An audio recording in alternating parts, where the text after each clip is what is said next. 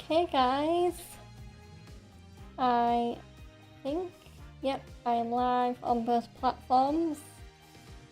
So welcome back to Ace Attorney Monday, and today's Ace Attorney episode is going to be very interesting because we will be starting a brand new game, because today it's been a long road to get to this point, but we are about to start the final game in the Apollo Justice Ace Attorney trilogy, Ace Attorney Spirit of Justice.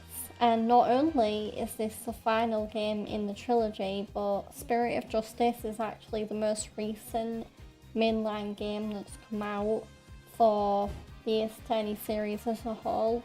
So Spirit of Justice is the 6th game in the Ace Attorney franchise, and yeah, there hasn't been another one that's come out, not counting all like the remasters and remakes and collections and stuff.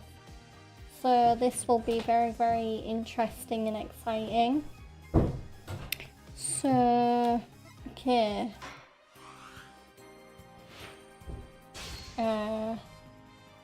Should be able to activate my YouTube chat now on my overlay. There we go. Perfect.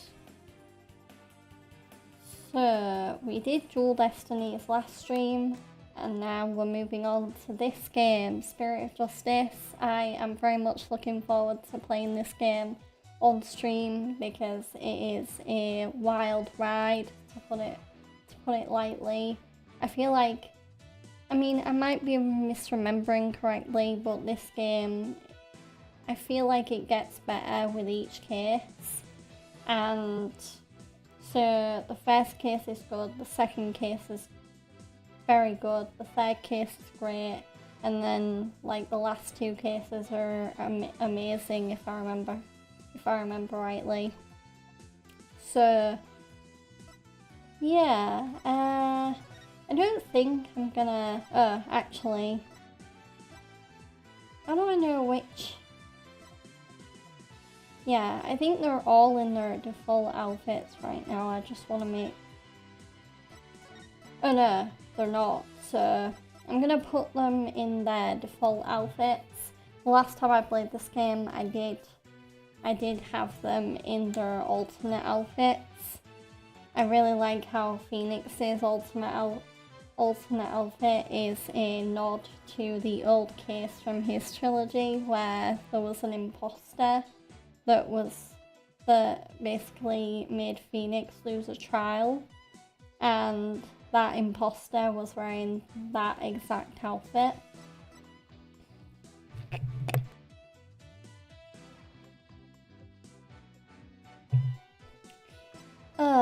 Right, so there we go. Right, now that the costumes are set, I think I'm about ready to jump into the game, though I will need to have a quick drink.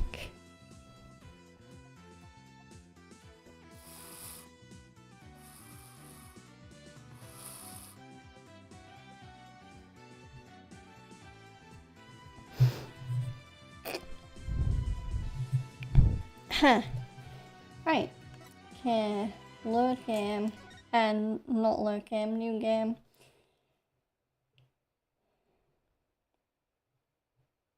Oh my god, I just realised this game, the original version of this game anyway, it's 10 years old at some point this year.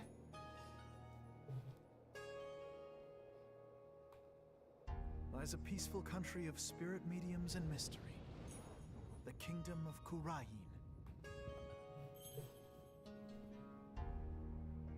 But now, the flames of revolution are threatening to consume it whole.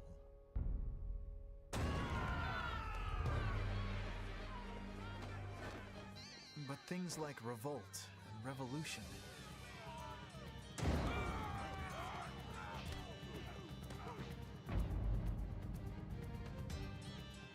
were the furthest things from my mind when I first arrived in this land.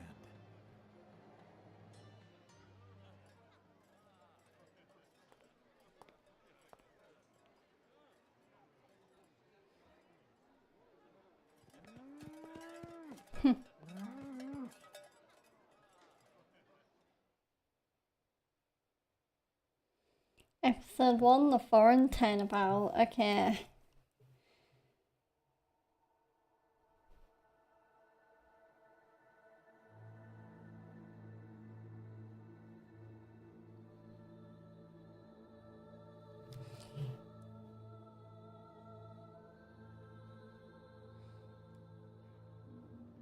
I really like how this game automatically and already really leans into the fact that this game did originally come out on the 3DS. Like, it really leans into the 3D side of things.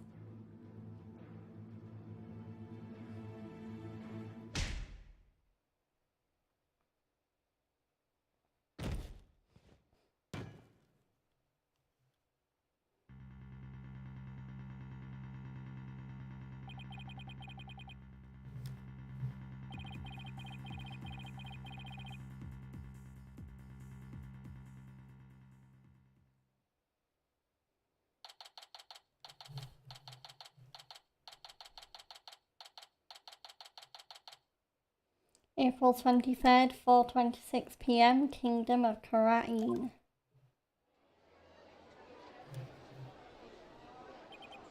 Phew, I'm finally here. So, this is the Kingdom of Khura'in, huh? What a long trip. I wonder how many hours I was in the air. But just look at this place. Get a load of this street. It really feels like I'm in another world here. And that gorgeous temple, I read that's the center of town.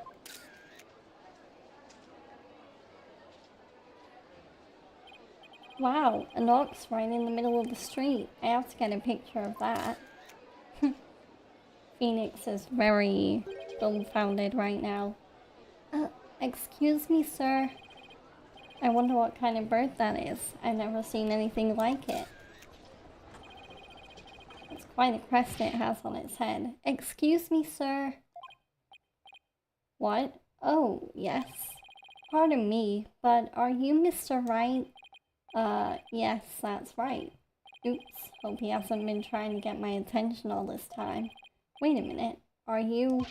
That's right, I'll be your guide, at your service. Obviously that's a pun for I'll be your guide. I'm a monk in training at Temple, and I'll be your guide around town. It's very nice to meet you. Happy Rocky. Happy what now? Happy Rocky. That's how we greet people here in Khura'in. It's like hello, or how do you do? It's a pretty handy expression to know. Okay, let me give it a try. Hello, I'm Phoenix Wright. Happy Rocky. My name is Phoenix Wright, and I run a small law office. Excuse me? Well, that's what I do back home anyway. Right now I'm just a traveler, stranger in a strange land. Welcome to our country. Welcome to the Kingdom of Khura'in, land of spirit mediums and mystery.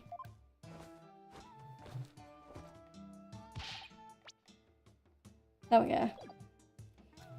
Yeah, sorry. I just wanted to get the right icons appearing because I noticed it was showing keyboard icons even though I'm using a controller. This is for you, to celebrate your arrival. Is that a cake shaped like a magatama? Speaking of mystery, what is this mysterious green lump exactly? Allow me to explain. This is a famous Khura'inese sweet bun. It's called a magatama, or soul bun. It's shaped like a magatama. It's so yummy it'll send your soul right to the Twilight Realm. That doesn't exactly make me eager to try it. But thanks. I think I'll indulge later. That will be 20 damas. Thank you for your patronage. I have to pay? I always have plenty of those on hand, so just let me know if you ever want any more. No wonder his bag looks so heavy. It's stuffed with all the tools of his trade. Oops, I almost forgot to tell you something really important. It's about Miss Maya. Oh, could that be referring to who I think it's referring to? She can't come see you for a few days yet. Yeah, when I called her from the airport, she said she was still training up in the mountains. I told her I'd wait for her here. Either way, I was glad to hear she's in good spirits. Maya Fey. Here we go. She's a spirit medium who used to work as my assistant. Oh my god, Maya in 3D! I came all the way out here to celebrate the end of her ascetic training with her. This is my first time in this country, so I'll be counting on you, okay? You got it, sir. Please don't hesitate if you need anything at all. Maya was right when she told me I can leave everything in your capable hands. Oh, shucks, she said that? That sure was nice of her. I had a chance to show Miss Maya around a little bit, too. If there's one person Maya was worried about, it's me.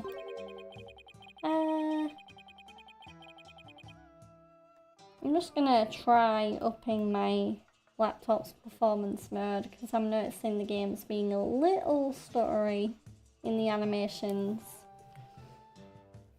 Because we both know trouble likes to follow you wherever you go, she said. That girl worries too much. But you sure came early to the party, Mr. Wright, sir. I mean, Miss Maya won't be done with her training for another 2 weeks.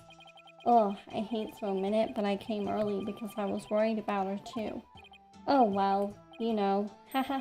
I thought I'd get in a little sightseeing first. Ooh, sightseeing? Well, I'm your man for that. I'll show you all the best sights this country has to offer. Thanks, that would be great. I guess Albie takes this job very seriously. Well, what are we waiting for? Those sights aren't gonna see themselves. Yikes, you don't have to shove. First stop, Temple, right there in the center of town. There's something there I really want to show you.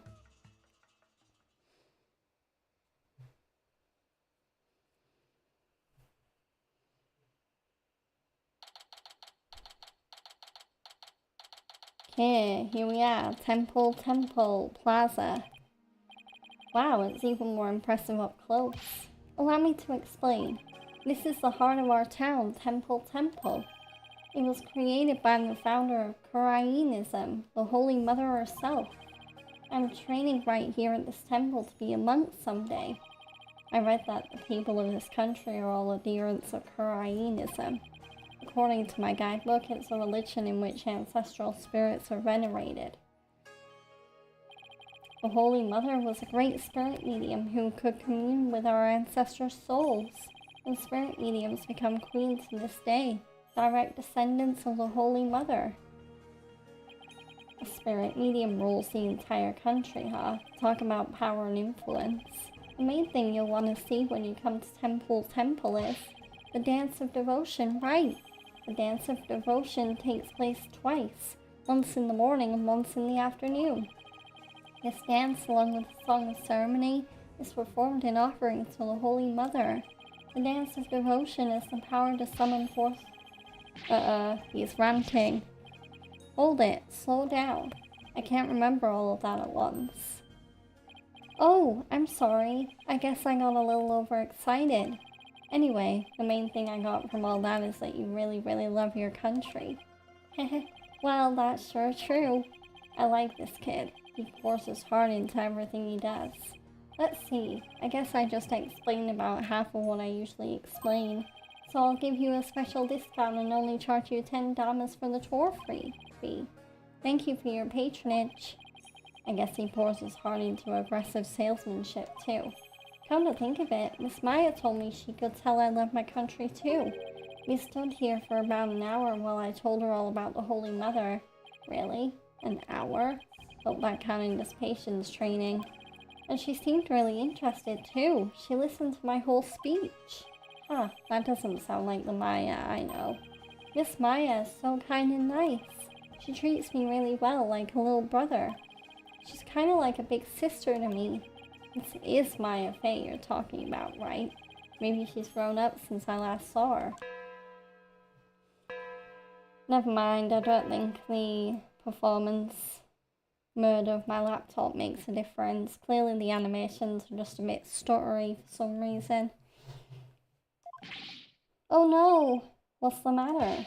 Is it that time already? We have to hurry into the temple right away. But first, let me give you this lyrics card for the Song of Ceremony I told you about. There's an English translation of the lyrics there too, so give it a read, okay? Let's go. But why the big rush? If we don't hurry, we'll miss the beginning of Her Benevolence's Dance of Devotion. Her Benevolence?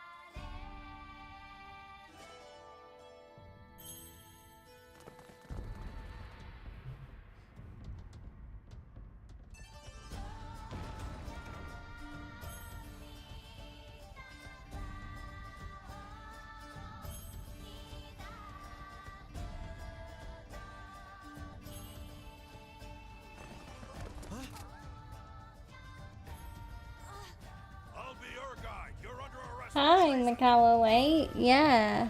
Hi. I'm playing Ace Attorney. Spirit of Justice.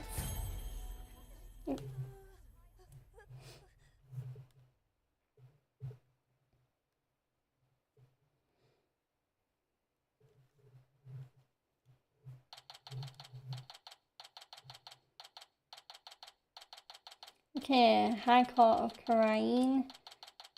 Accused lobby. Let me in. Why won't you let me in? Because you're a foreigner. What business could you have with this court? I told you, my friend is on trial in there.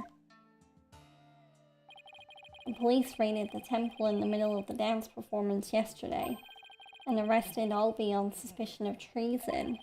I was worried about Albie, so I just had to come see his trial. The trial isn't a tourist attraction, so clear off. If you want a picture for your scrapbook, take one of me and get out of here. Look, you've got it all wrong. Just great. Well, I guess there's only one thing to do. Oh, I mean, we have a lawyer. Let's be honest. Yes, I'm a foreigner, but I'm not your average foreigner. What? I'm actually a lawyer. Back at home, anyway. What? A lawyer? I can't. That's not possible. What's he so shocked about? Well, whatever. Now's my chance. Nothing wrong with a lawyer entering the courtroom, right? Wait, get back here, you.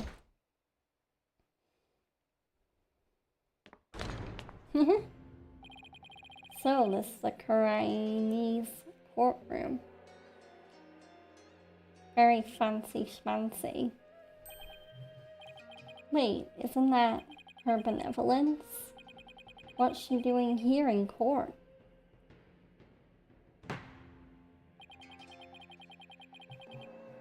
Hi Kai, yeah, I figured it was you. I hope you've been doing well. It's been a long time. I can't believe Southie was ages ago now. The divination seance has been performed. I will now hand down. Yeah, I'm great. Yeah, Yeah, what can I say? I'm currently looking for part-time work. I've been out of a job for quite a bit, but I'm looking into getting into part-time work and getting just a little bit of income because I don't want a full-time job weighing me down. I just want something I can do on the side casually. And I guess the biggest life update I can give since school is I'm also engaged, hopefully planning on getting married this year. So yeah, all things considered, I'm doing pretty well. I will now hand down my verdict against the accused. Whoa, guilty already? We've not even stepped on the defense bench yet. Come on. What? A verdict already? But the trial only just started. Guilty? There's gotta be some kind of mistake. Please take another look.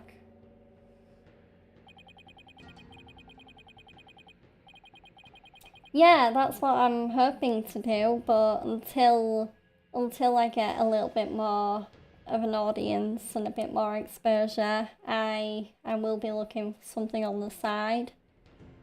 But yeah, I would really like to turn this into a career and become like a pro streamer. Not like an esports gaming champion by any means, but I guess the next best thing to that.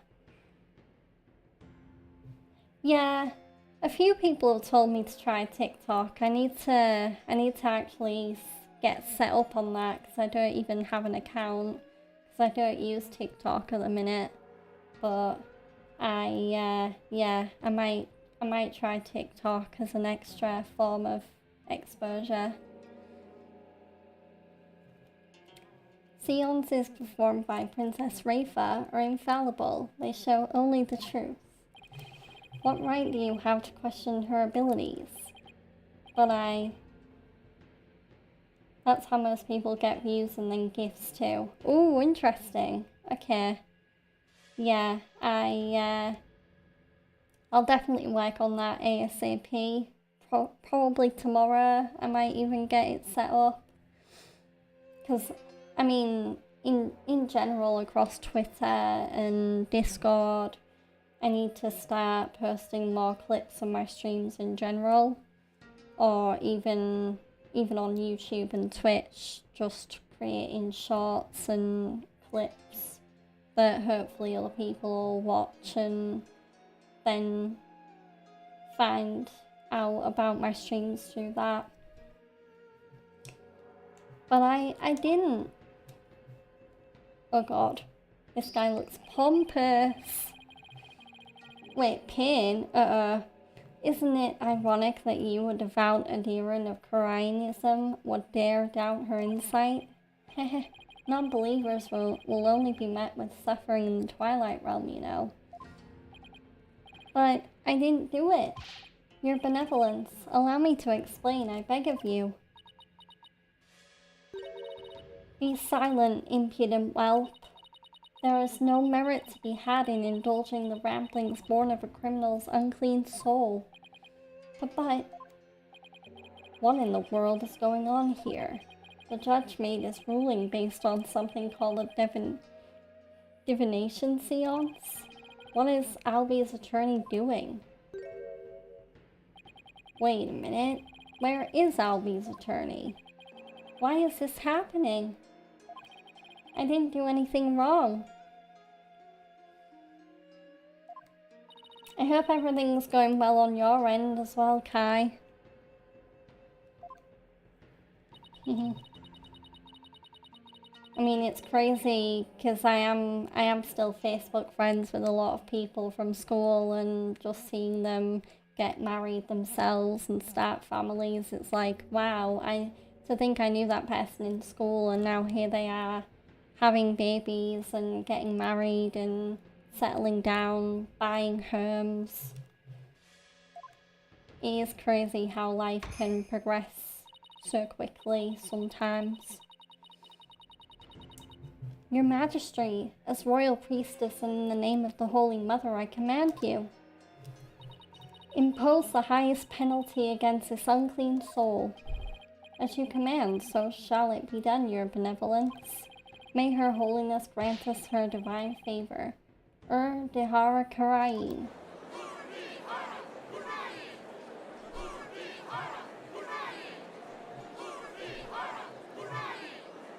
Objection!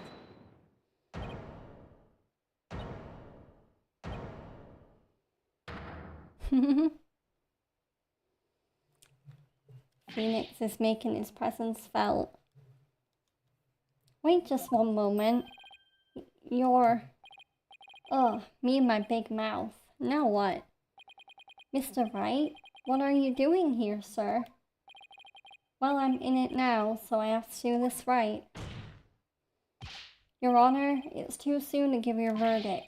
This trial has only been underway for a few minutes. Excuse me, who on earth are you? Well... an ordinary tourist, Your Honor, just passing through. Ah, a tourist, are you? Happy Racky. But more importantly, where is this boy's defense attorney? Defense attorney? Ha ha ha ha ha. Whatever are you talking about? He doesn't need a defense attorney. Wait, what? Of course you wouldn't be aware, being a foreigner and all, but we have no need for defense attorneys here in the Kingdom of Khura'in. We leave it all up to her benevolence's sacred power of spirit communion. Her divination seances determine all. What? But surely you see how unfair that is. What kind of insane court system are they running here? You would dare mock me, you bald-headed buffoon? If you value your life, you will leave post-haste, or shall I summon the bailiff? The bailiff is that big scary dude with a big scary gun, isn't he? I'm sure he would be happy to oblige you with a bullet or two as a souvenir of your travels. At the cost of an arm and a leg, no doubt. Now, hold on. Mr. Wright has nothing to do with any of this. Albie. I appreciate what you're trying to do, Mr. Wright, but never mind about me. You just go ahead and go see Miss Maya. But... forget about me. You have to go now. I'm sure you can find another guide. There were lots more places I wanted to show you. But it looks like I won't get a chance now. I'm sorry. The poor kid. He's trying to put on a brave face, but look how terrified he is. What can I do? What should I do? Obviously we're gonna defend Albie. He's in a world of trouble. I can't just let a verdict be handed down with nobody standing in Albie's corner. If Albie doesn't have a defense attorney, then I'll do it. I'll defend him. Defend him? You can't be serious. Did you hear that? Is he out of his mind? Heaven forbid. Defend me? Mr. Wright, what are you saying? You can't do that.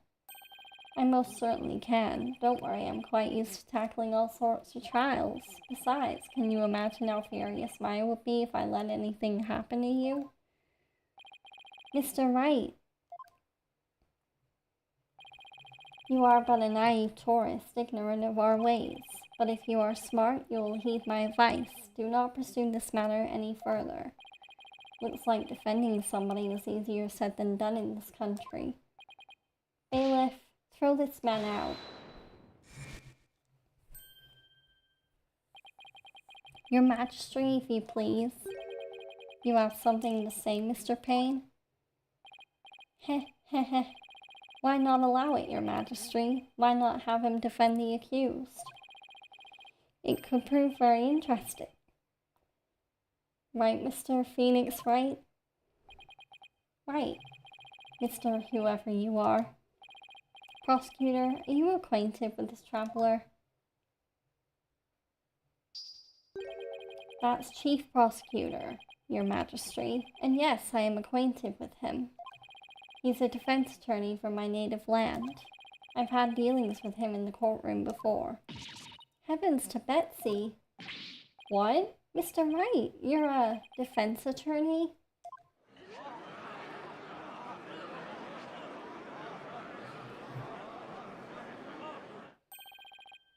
A defense attorney? Well, this is a shock.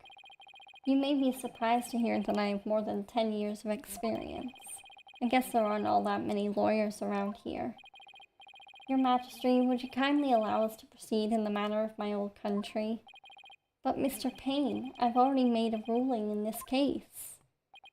Hehehe. Call it nostalgia if you will, but I am most eager to give it a try. But I have a previous engagement, you see, a class together with the missus.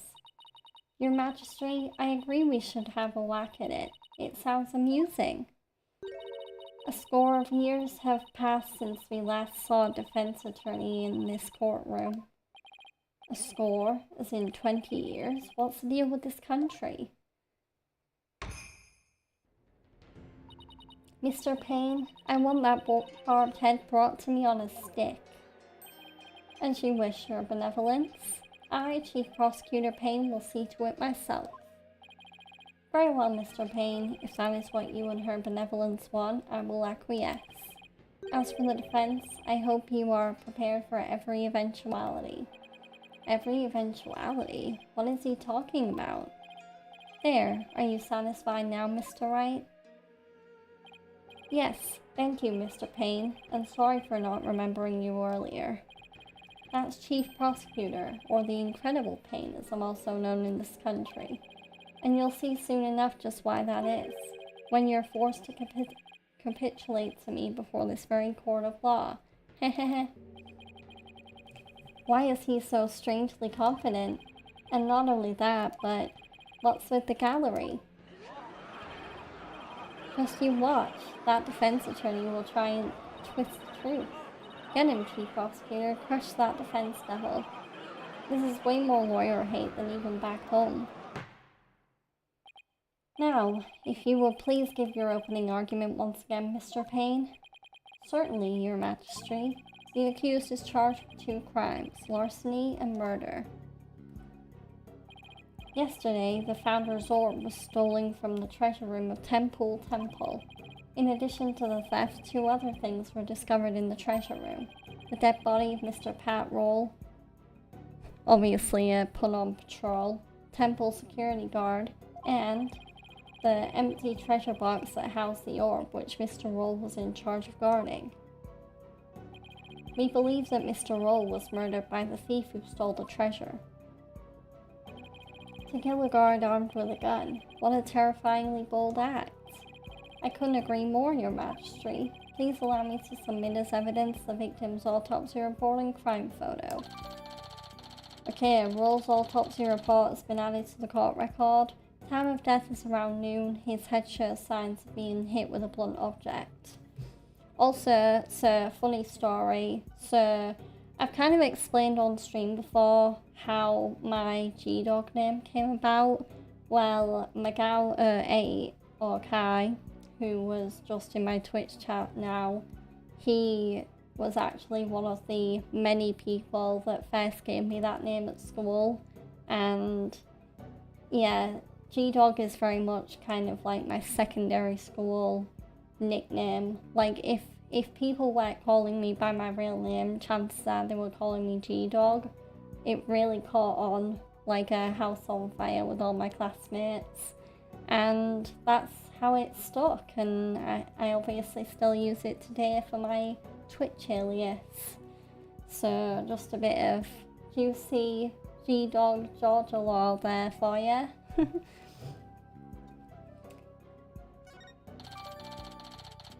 Crime photo has been added to the court record. The temple's treasure room. The body was discovered at the base of the stairs to the altar. It's been a long time since we had evidence presented in court as well. It's kind of refreshing, actually. Hahaha. We may rely on the power of the seances, but our police still carry out investigations. Thus, any proof I provide is indisputable. Oh, really? Well, forgive me if I don't just take your word for it.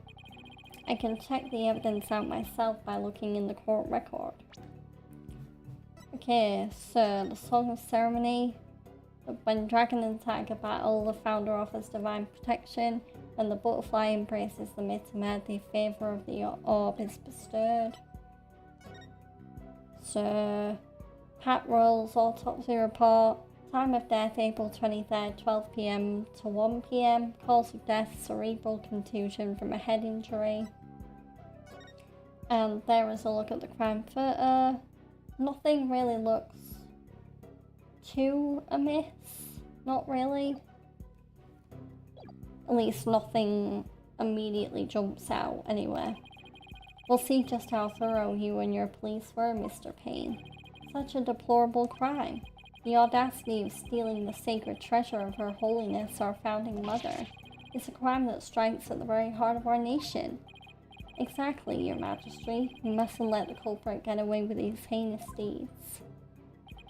Indeed, such deeds are best described as treason against the crown. Is this treasure really such a valuable object? How can you even ask such a thing? Of course it is. Why, sealed within this treasure is the very soul, the Mitama of the Holy Mother. Her soul is sealed within the treasure? I think I'll take that with a grain of salt. Brr, you don't believe it, do you? Of course I believe it.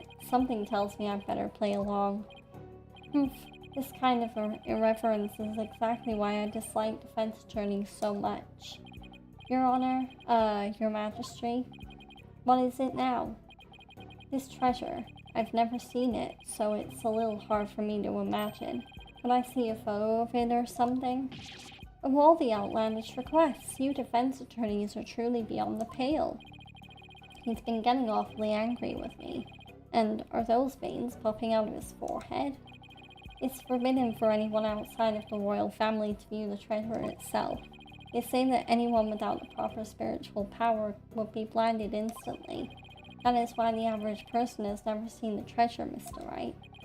I guess there are national treasures that are off limits to the public back home too. For the benefit of the shamelessly uninformed defense, let me share this newspaper article.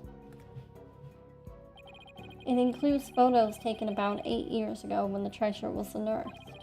These are the only public photos of the outer box in existence. What's more, the treasure box only leaves the temple's treasure room but once a year, for a special New Year's rite that takes place at the palace.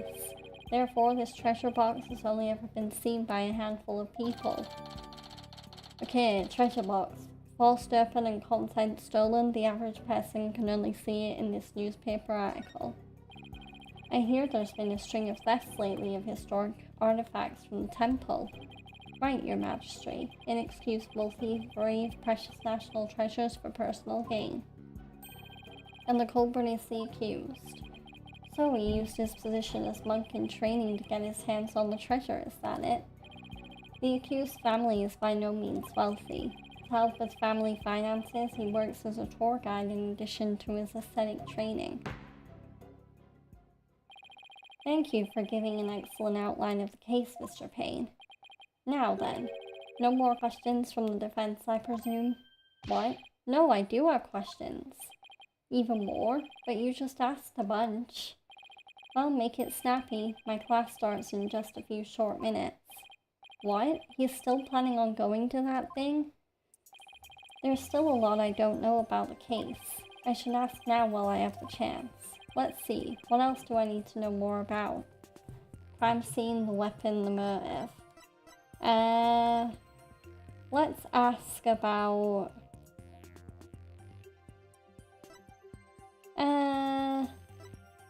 the weapon, sure. Mr. Payne, what was the murder weapon?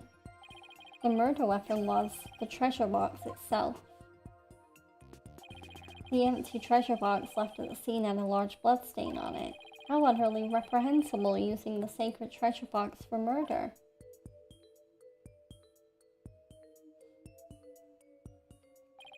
The accused came to the treasure room with the express purpose of stealing the treasure. He climbed the altar stairs and snatched the box, ready to abscond with it.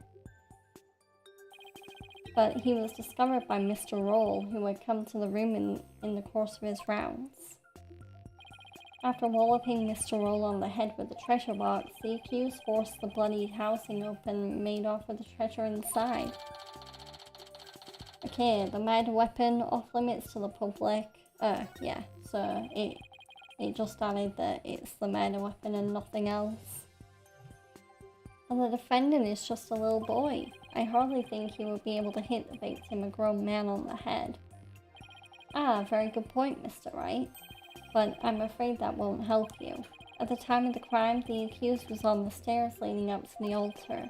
The accused's elevated position would more than make up for the difference in stature. Yeah, I guess that makes sense. Ha ha ha ha. Mr. Payne, your reasoning is flawless. What an elegant argument. Hats off to you, Chief Prosecutor. Your title is obviously well earned. Well, the accused's guilt is certainly conclusive. Unless there is anything else, I am ready to announce my verdict. Very well, in that case I find the accused. Just one moment, Your Majesty. Don't you think you're rushing the verdict just a little bit? I told you, I have plans to attend to and... Ah! I'm late, it's already started. How did the time fly by so fast? He's still stuck on that. We haven't even heard the defendant's side of the story yet. Your Majesty, the defense asserts its right to cross-examine the defendant. Huh? Did I say something funny? Cross-examine the... What do you mean by that? What? What do you mean, what do I mean? I seem to have some dim recollection of the process, but I can't quite recall. And little wonder, the so-called defendant hasn't been questioned in over 20 years. Should I even be surprised anymore? Anyway, I demand we let the defendant or the accused tell his side of the story. Is that really necessary? Of course it's necessary, Your Majesty. Hehehe, what harm could it do? I say we allow the boy to speak, Your Majesty, though I doubt he'll have anything of relevance to say. Hehehehe. Oh, how kind of you, Your Royal Payne-ness. Very well, as long as it's okay with you, Mr. Payne. I'm already hopelessly late for my class anyway. In that case, the prosecution calls the accused back to the witness stand. Oh, but before we do, I'd better call my wife and apologize for missing that class. Any objections? Go for it, Your Majesty.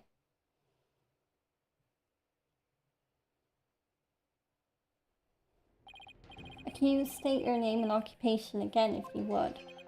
I'll be your guide. I'm in training to be a monk and I'm a tour guide too.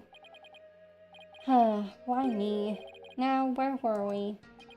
Cross-examining the defendant, Your Majesty. Right. Let's do that then. At the defense attorney's insistence, I might add. He sounds a little dispirited. His wife must have given him a piece of her mind. Well, the defense had better get to it, and make it quick if you please. The defense. Mr. Wright, I didn't know you were a lawyer. Well, I am, and I'm here to defend you, Albie. Don't worry. All you have to do is tell the truth, and you'll be alright. You tricked me. What? If I knew you were a lawyer, I wouldn't have given you that tour. Give back that Magataman I gave you yesterday. Albie, what's gotten into you?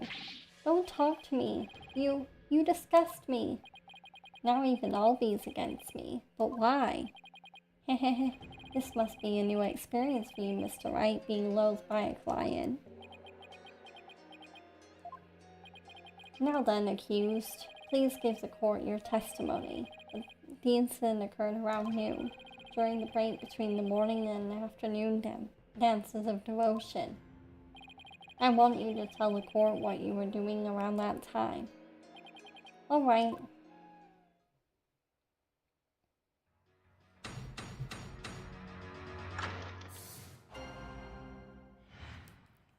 So our first witness testimony in this very weird, otherworldly court. I didn't kill Mr. Roll, and I didn't steal the treasure. I'm not allowed to go anywhere near the treasure room. I've never even seen that treasure box with the green Khura'inese butterfly on it. When the incident happened, I was in the hallway planning out my tour route. Were you well acquainted with the victim? Yes, he used to chat with me whenever we ran into each other in the temple. Mr. Roll was a monk in training when he was a kid too, you know. I bet Albie looked up to him. But he had to give that up and go to work when his family needed money. That's why he became a guard, but at least that way he could still stay on at the temple. He was so proud when he was put in charge of guarding the treasure box. He even got to carry the box to the palace for the New Year's rite. The victim's parents apparently both died relatively young, so Mr. Roll had to support his younger brothers and sisters. But even with his job as a security guard, I'm sure things couldn't have been easy for him. Sounds like his circumstances and Albie's were very similar. Mr. Roll encouraged me to never give up. Albie, you train hard and make sure you become a monk one day. Don't end up like me, he'd say. He was always cheering me on in my training and in my tour guide business too. Why in the world would I kill a nice man like that? Yes, I see. You expressed yourself well. Defense, now that you've heard the accused's account, are you finally satisfied? If so, let's draw this to an expeditious conclusion. But, Your Majesty, I haven't even cross-examined the defendant yet. That wasn't the end of it. It's been so long I don't rightly recall what this cross-examining thing is all about. A judge who doesn't know what a cross-examination is? What fresh hell is this? I really do wish I could remember how it works. Should I give the judge a refresher on cross-examination? I mean, it's not necessary for us, so I'll skip it.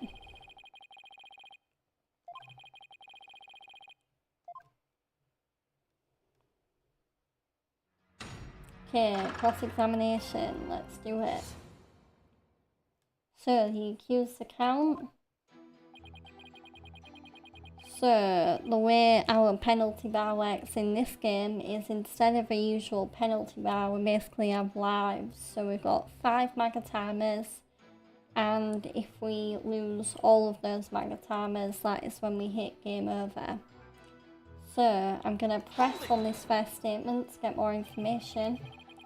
I believe you didn't do either of those things, Albie. You do? But you're a lawyer. Of course you'd say that. Now, there's no need for that. But he's right. Lawyers always claim their client is innocent even if they have to lie. Just like you're doing right now, accused. But don't lump me in with that lawyer. I'm not lying. I didn't steal anything and I didn't kill anybody. I'm not allowed to go anywhere near the treasure room. Okay, press. You're not allowed to go near the treasure room? Why is that? It's a rule of the temple. They keep a lot of important things in that room. Yes, like the Founder's Orb in particular. Only the royal family may lay eyes on it. Didn't Mr. Payne say anyone without spiritual power would go blind?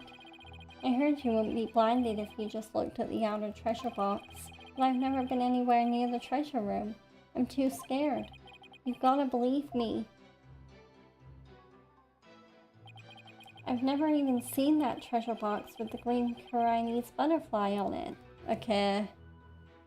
I think this is where I present something. So, is there a butterfly on it? Oh yeah, there is. So, I'm gonna present the treasure box here. Because if Albie has never seen the treasure box, then how does he know it's got a green Khura'in butterfly on it? Objection! Oh, Albie, why would you lie to me?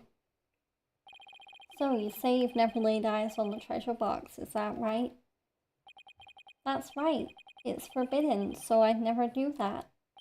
In that case, how did you know there was a green butterfly on it? Huh? Because I saw a picture of it in that newspaper article. Nope, take another look. These photos are in black and white. You couldn't possibly tell what color the butterfly is from these pictures. Ah! Hold on, his bag. Did it just move?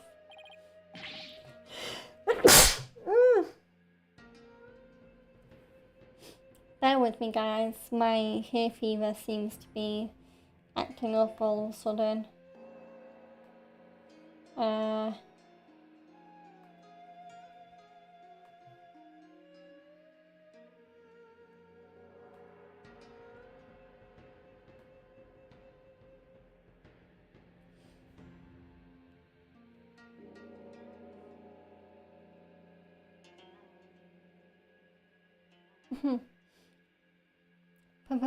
Polkunka. I beg your pardon? Polkunka is a word in Khura'inese that people use when they're surprised. You just exposed a lie, so this is the power of cross-examination, is it? I should be the one shocked here by your shocking lack of understanding. But just a moment.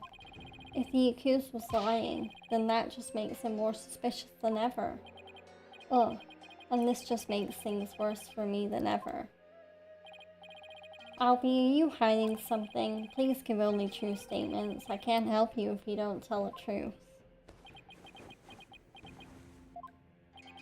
Darn, I just can't seem to get him to open up to me. Hehehe. So accused, you have seen the treasure box with your own eyes after all, haven't you?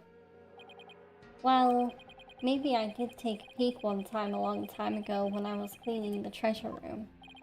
But you weren't in the treasure room at the time of the incident, right? Of course I wasn't. That is a lie. You were most definitely inside the treasure room on the day of the incident. And I have proof. He does. This was found on the floor of the treasure room. It's a scroll entitled Notice and contains a list of temple monk duties. These instructions pertain to the day of the incident. And what exactly is that supposed to prove? The accused's fingerprints were found on the scroll. What? Oh no! Where is it? It's not here. I must have dropped it somewhere. Indeed, you must have dropped it when you were busy murdering the victim. Okay, notice. A notice from the day of the incident. The defendant's fingerprints were found on it. No. Then that means Albie was there on the day of the incident? Ha ha ha ha. So this is the power of cross-examination. The more the accused talks, the guiltier he paints himself. Yes, it would seem so, Your Majesty. Hehehe.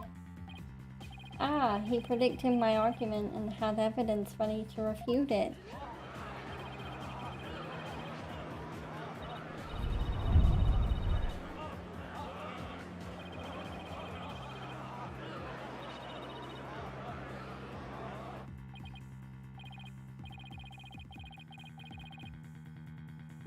No, everything's going all wrong.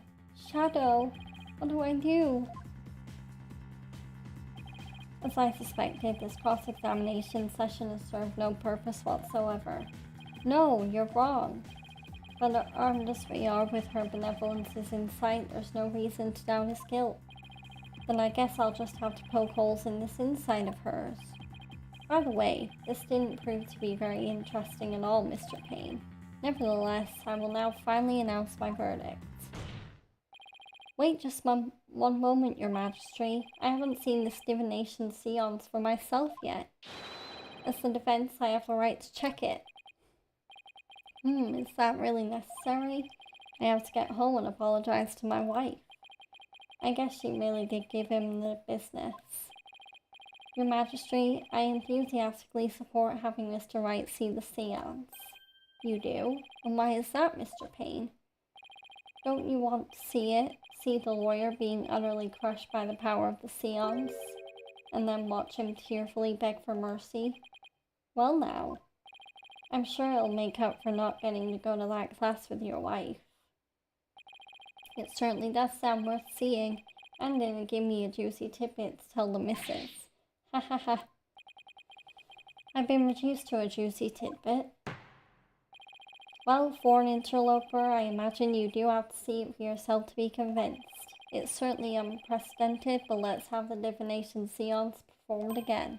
But then, right after the tearful begging, I really do have to be going. The only tearful begging is going to come from the prosecution when we're through. Hehehe.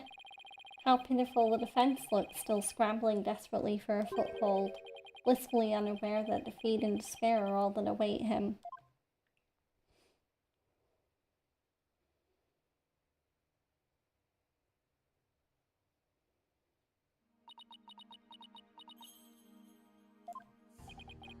There she is, her benevolence. Your benevolence, Rafa Padma Khura'in. Thank you for coming all this way once again. Your gratitude is unnecessary. This is simply my duty. Lord Petted Attorney. Yes. I am told you question the veracity of the sacred divination seance. It will seem the depths of your irreverence and blasphemy are lost on you. I'm just a foreigner, ignorant in the ways and customs of this country. I apologize in advance for anything rude I might say or do, your benevolence. All I want is a fair trial for Albie. You would imply that the trials of this country are unfair? Do explain, outsider. How verdicts founded on truths imparted by the very souls of the dead lack impartiality? What's fair about trials with no defense and no chance for the accused to tell their story? How dare you speak to her benevolence in that manner?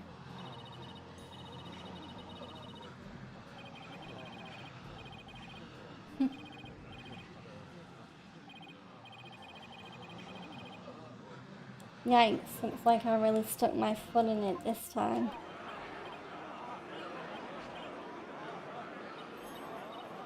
The Khura'inese crowd really do not like Phoenix. Silence, one and all. Is she standing up for me?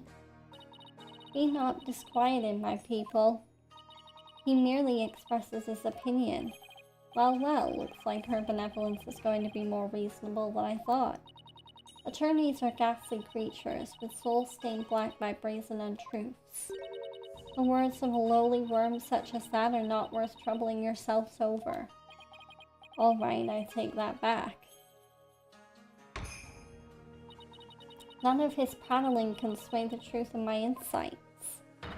Rest assured, he will soon see the error of his foolish ways. Now then, your benevolence, the divination seance, if you would.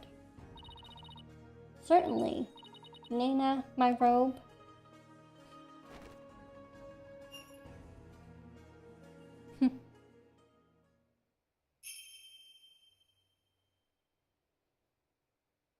O Holy Mother, we hold this divination seance in your name. Let the eyes of everyone here be clear, and our ears be unstopped. O dance of devotion, guide the victim's soul to me, so that we may receive their final memories in the pool of souls.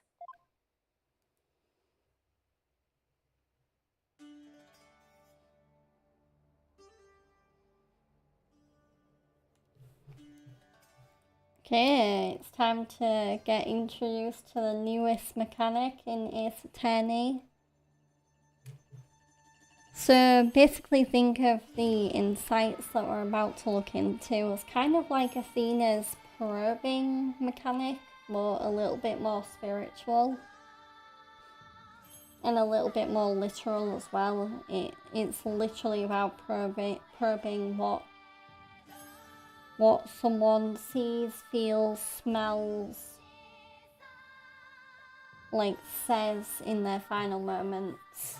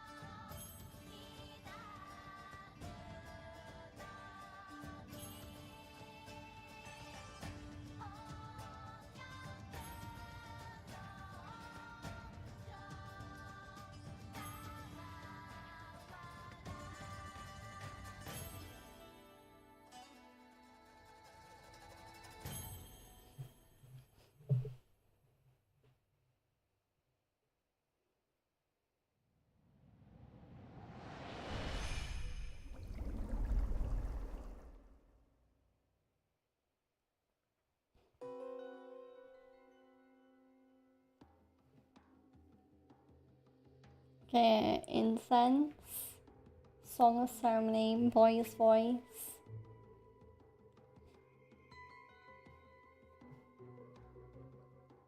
Pin.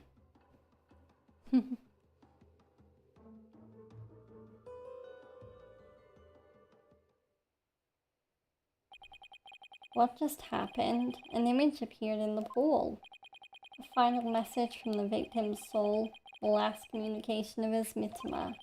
The divination seance has revealed this to us. Her benevolence can use her power of spirit communion to project a victim's memories of the last few moments before their demise. So what we saw in the pool is what Mr. Roll actually experienced. In the victim's memories, we see the accused raising a weapon up over his head. This is consistent with the findings of a police investigation. But there has to be some kind of mistake. I didn't do it. This looks bad for Albie. Really, really bad. Hehehe. Now do you see why I'm the incredible pain? More than I can express. But even if these really are the victim's last memories, what can I do with them? Hehehe. There it is. There's the face of a man being utterly crushed. Oh, how long I've waited to see it. Isn't it wonderfully gratifying, Your Majesty? Oh yes, very satisfying indeed. Now are you finally convinced, traveler? The accused is most assuredly guilty. Am I really the only unbiased one here?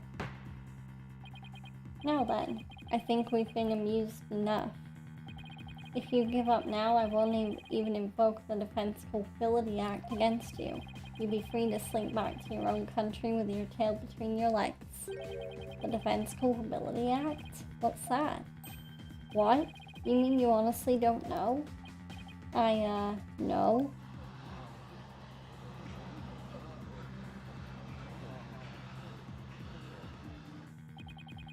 What's with all the hubbub? Well. Not only is he a lying, black-hearted lawyer, he is also an imbecile. Your Majesty, I think you better explain the Defense Culpability Act to him. Yes, I think I'd better. The Defense Culpability Act, or DC Act for short, is as follows. In the name of Her Eminence, those who would support criminals will be deemed just as guilty. In other words, if you help the accused by defending him and he is found guilty, you will receive the same sentence as he. What? What kind of insane law is that? Under the DC Act, many an attorney has been convicted and met with a grim fate. Some went to prison, others received the death penalty. That's why there are so few in our country today who admit to being an attorney. That's how it should be. The history of our courts proves that. Attorneys are black-souled creatures who will tell any lie to save the accused. Thus, attorneys deserve to be exterminated.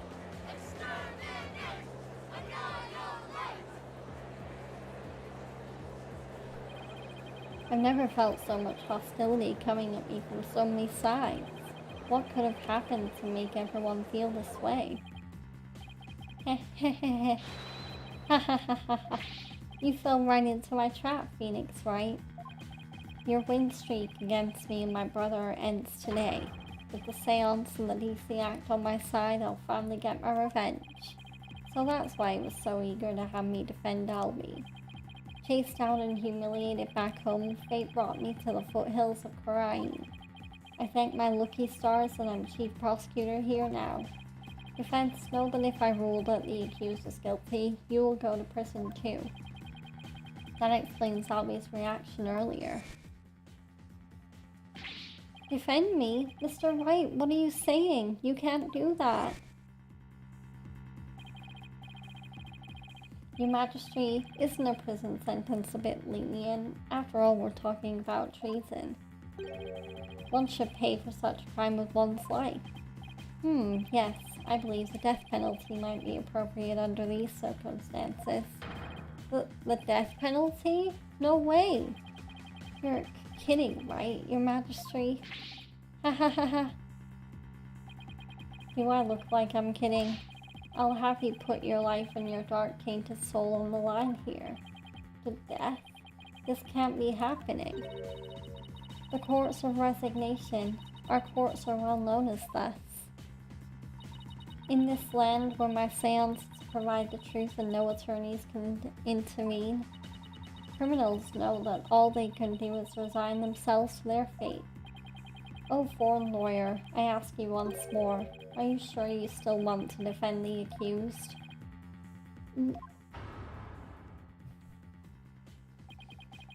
There's Maya to think of in all this too. I can't just lay down my life. What in the world should I do?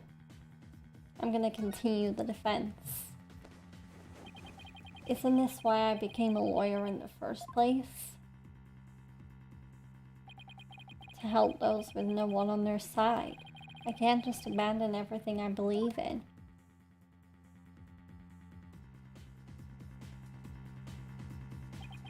All I can do now is stand firm and fight. Well, don't hold your tears back on my account, Phoenix Wright. Admit your defeat and grovel before me, the chief prosecutor, for your life. Objection!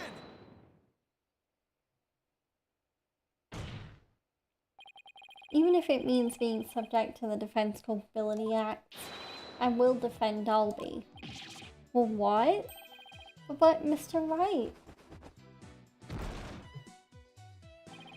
The defendant insists he's innocent, and not even a divination seance should be accepted without examination.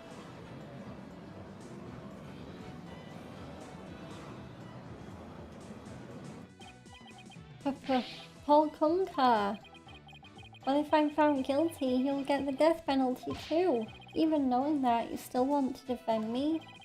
I don't know what happened in the past, but it looks like everyone in this country considers lawyers to be liars. So I can understand if you don't believe me, but I still believe in you and your innocence. So all I have to do is keep believing and find the truth. That's all there is to it. Hahaha, barb-headed attorney, you continue to amuse me. Though your barbed jabs are proving to be more than mere jokes. Your benevolence, believe me when I say that this attorney will knock your insides out. Insolent, disrespectful attorney, you'll have plenty of time to regret your folly in the Twilight Realm.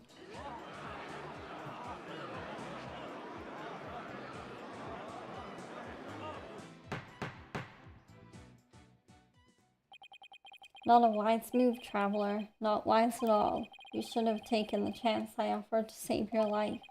But you have made your choice. The Defense Culpability Act will be applied in this case. And with this verdict, you'll both soon be parting with your heads.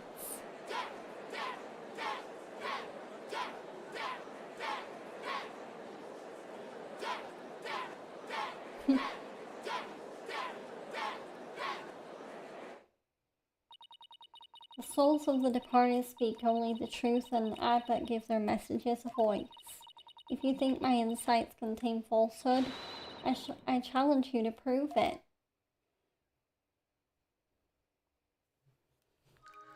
Okay, insight. Rafa's insight. The accused swung whatever he was holding down on the victim's head.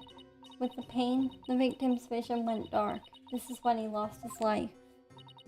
Still, I can't believe it. A murder after the morning dance of devotion? These are the victim's experiences just before his death. As the victim's final memories, we can assume they aren't lies. So how do I break this down? Allow me to relieve you of your ignorance, defense. Did you notice the words that appeared in the seance vision? Come to think of it, I did see words, like Song of Ceremony and Incense. The victim's final memories are not limited to sight alone. Sight, smell, taste, sound, touch, all is laid bare in the pool of souls. So what Mr. Roll experienced with his 5 senses appears in the vision as words, right? Precisely, and by examining these sensations, we can perceive the victim's final moments with unparalleled clarity. Works for me. I can use all the extra information I can get, now to find a contradiction between her insights and the seance vision. Your benevolence, I ask that you please show me the seance vision again. Very well.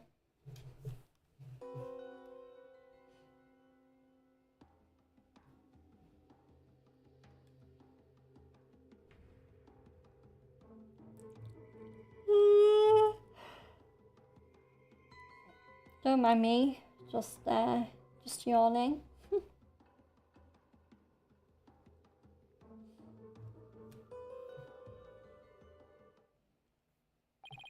Wait a minute. Her benevolence said after the morning dance of devotion earlier, didn't she? Isn't there something off about that?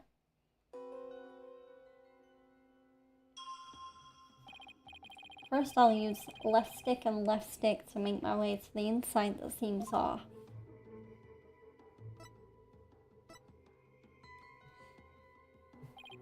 Yes, this is the insight that sounded funny.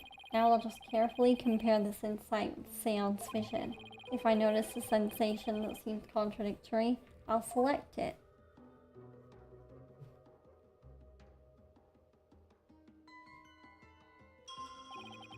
This is it. This is the part of the vision that contradicts the insight. Now I just select the sensation I think is inconsistent and then present it.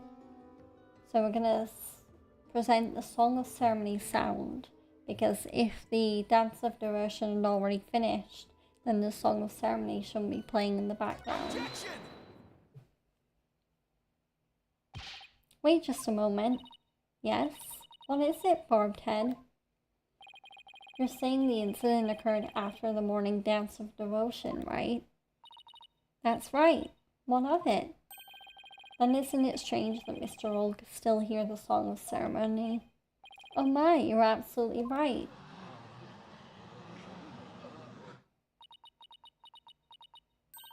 Is that all that troubles you?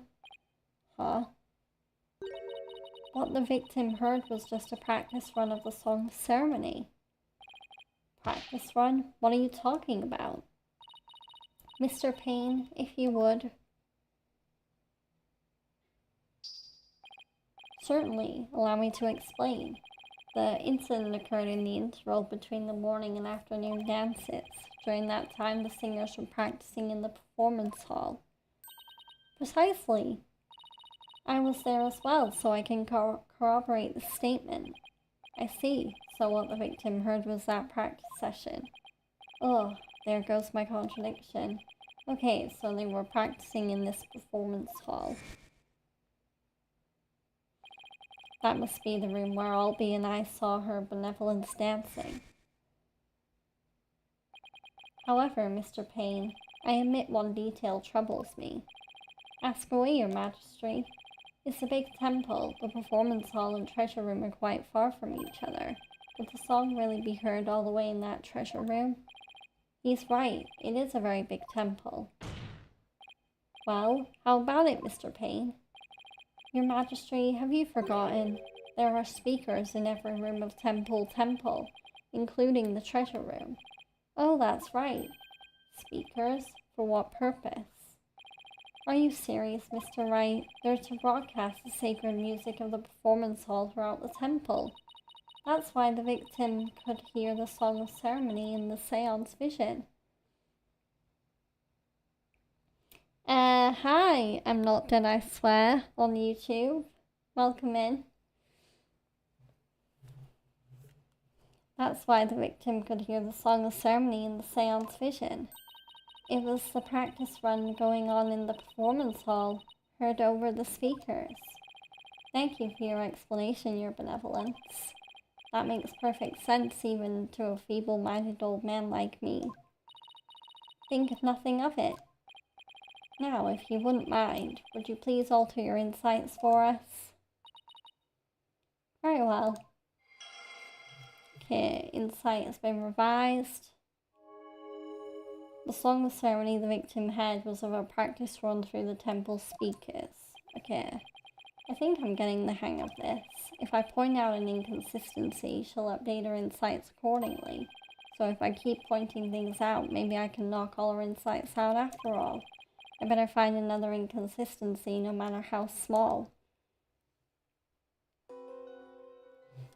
Okay. It's a bit hard to focus on the insights with the seance vision going. I'll try using pause to temporarily stop the vision. There, I paused the vision. I think I can use B and X to jump to different parts of the vision. I'll try moving the Mitama mark to the flashing red panel there. So, fast forward. Okay, now that I know how to get around in seance visions, it's time to find inconsistencies between the insights and the vision.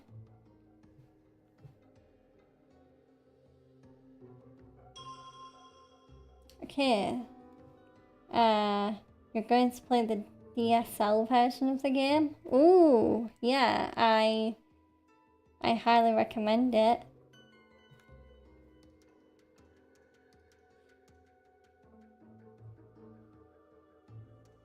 Yeah, I do love the Ace Attorney games. So I highly recommend playing all of them in case there's any that you're not familiar with. Okay, so which insight seems dodgy? The accused swung whatever he was holding down on the victim's head. I think that was fine. With the pain, the victim's vision went dark. This is when he lost his life. The song of ceremony the victim had was of a practice run through the temple speakers. Okay. So, incense, song of ceremony, boy's voice. I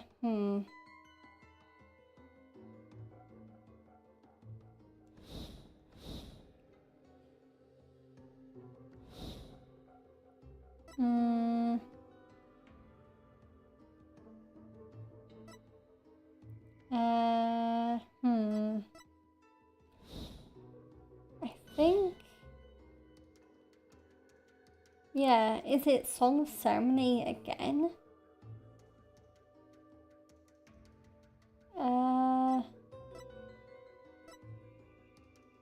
Yeah, it's gotta be this one that's still dodgy. So, yeah, let's try selecting the Song of Ceremony again.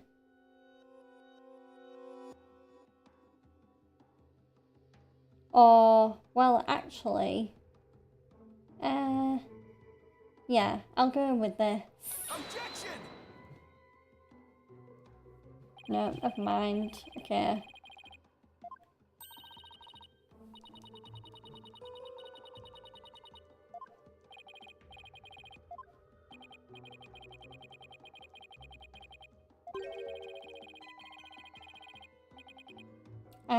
I have played this game myself before. This is my... I think, yeah, this is my third playthrough. I've played this game once before on iOS, on iPad. And I've played it once before in the actual trilogy itself on PC. Which is what I'm playing the game on now. I'm playing the game through Steam.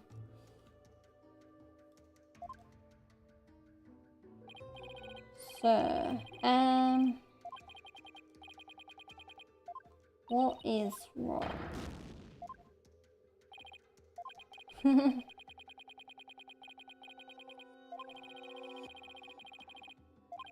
Way off the mark with that one. Okay.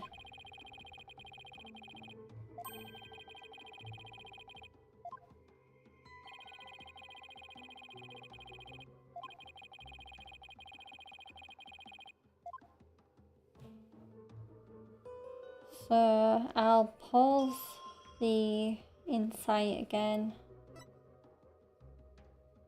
With the pain, the victim's vision went dark. This is when he lost his life. So fast forward.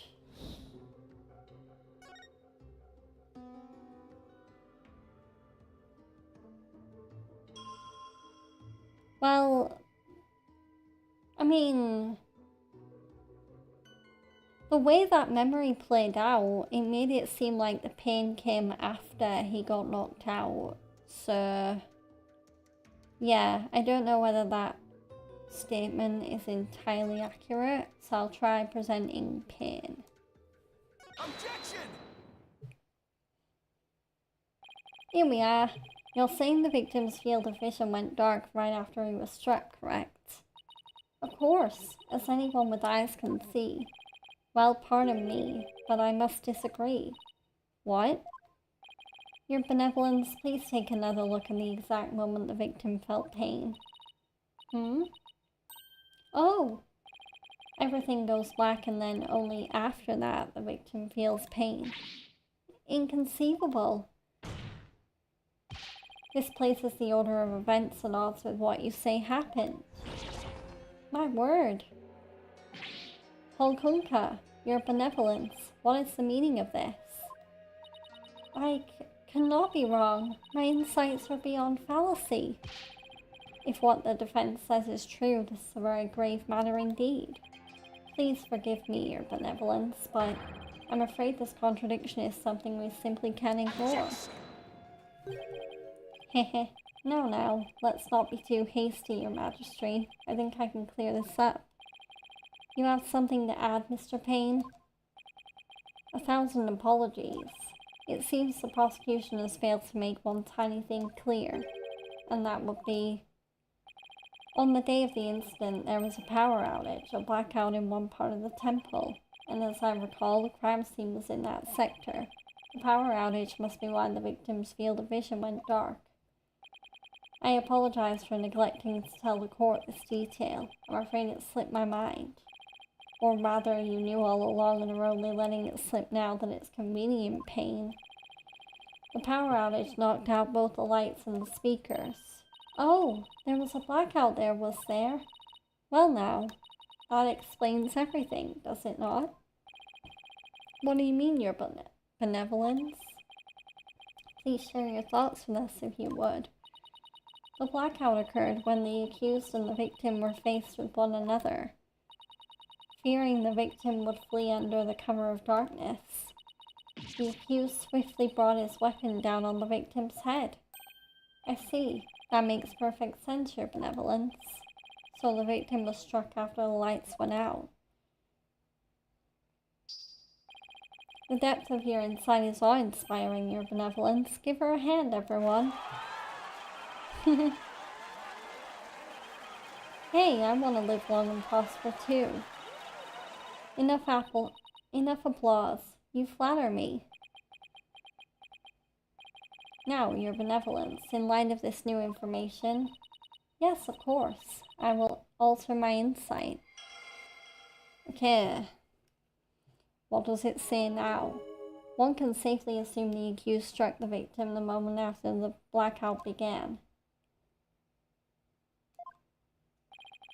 So much for my inconsistency. At least I was able to draw out some new info.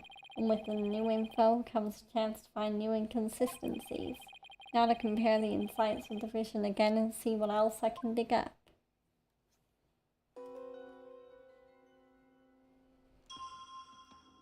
Okay, so... The accused struck the victim the moment after the blackout began. Okay.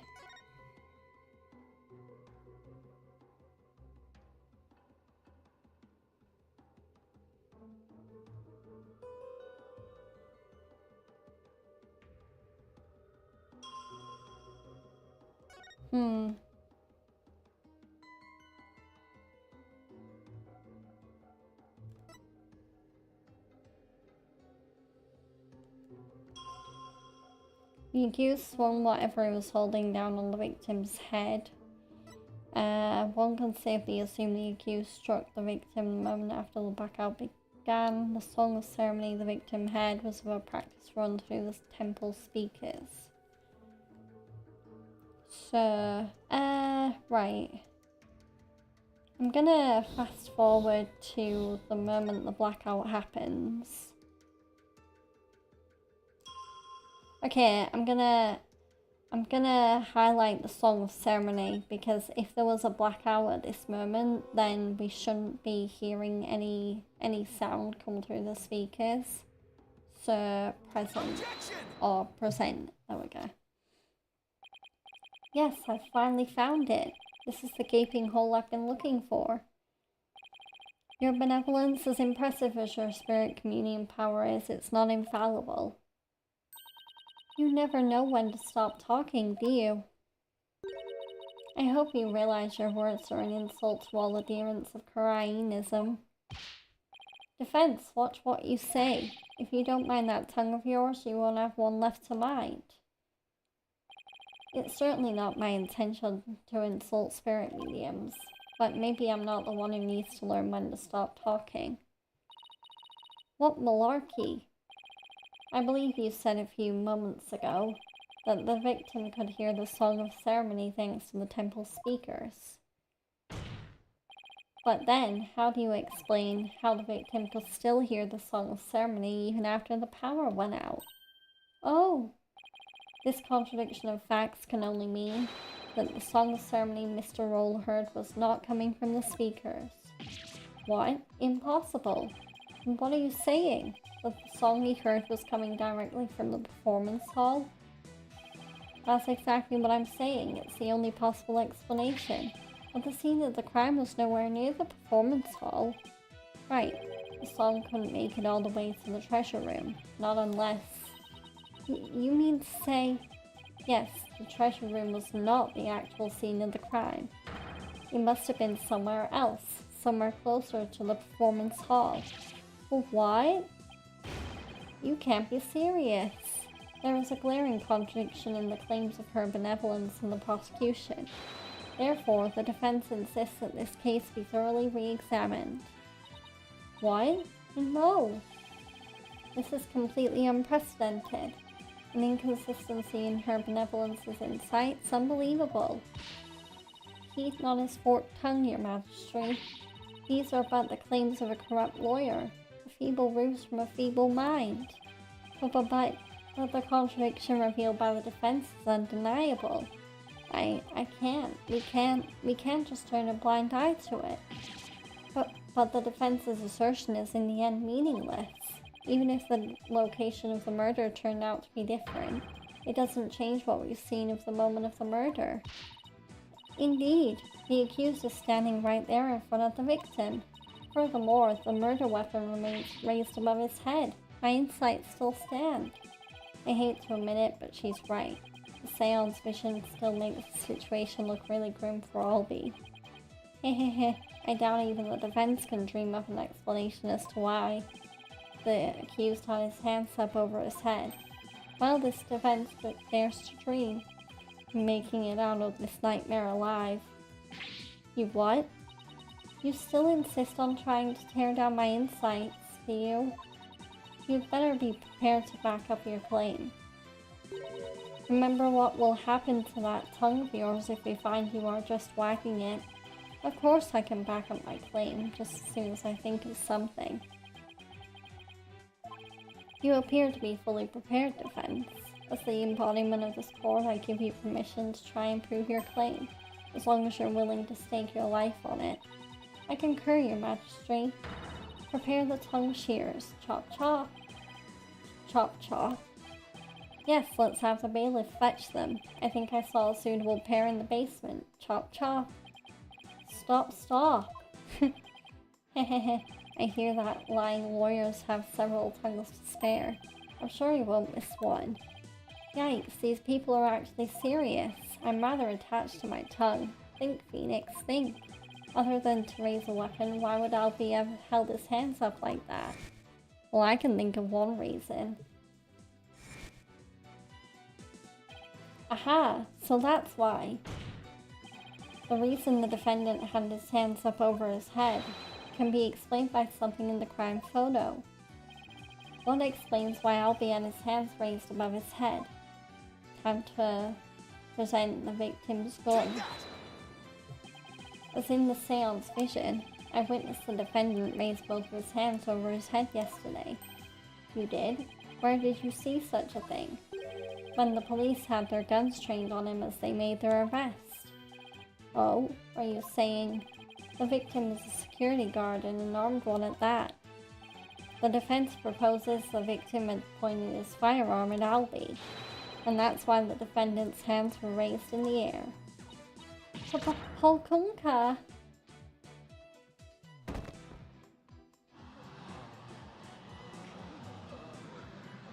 Well, we're starting to get somewhere.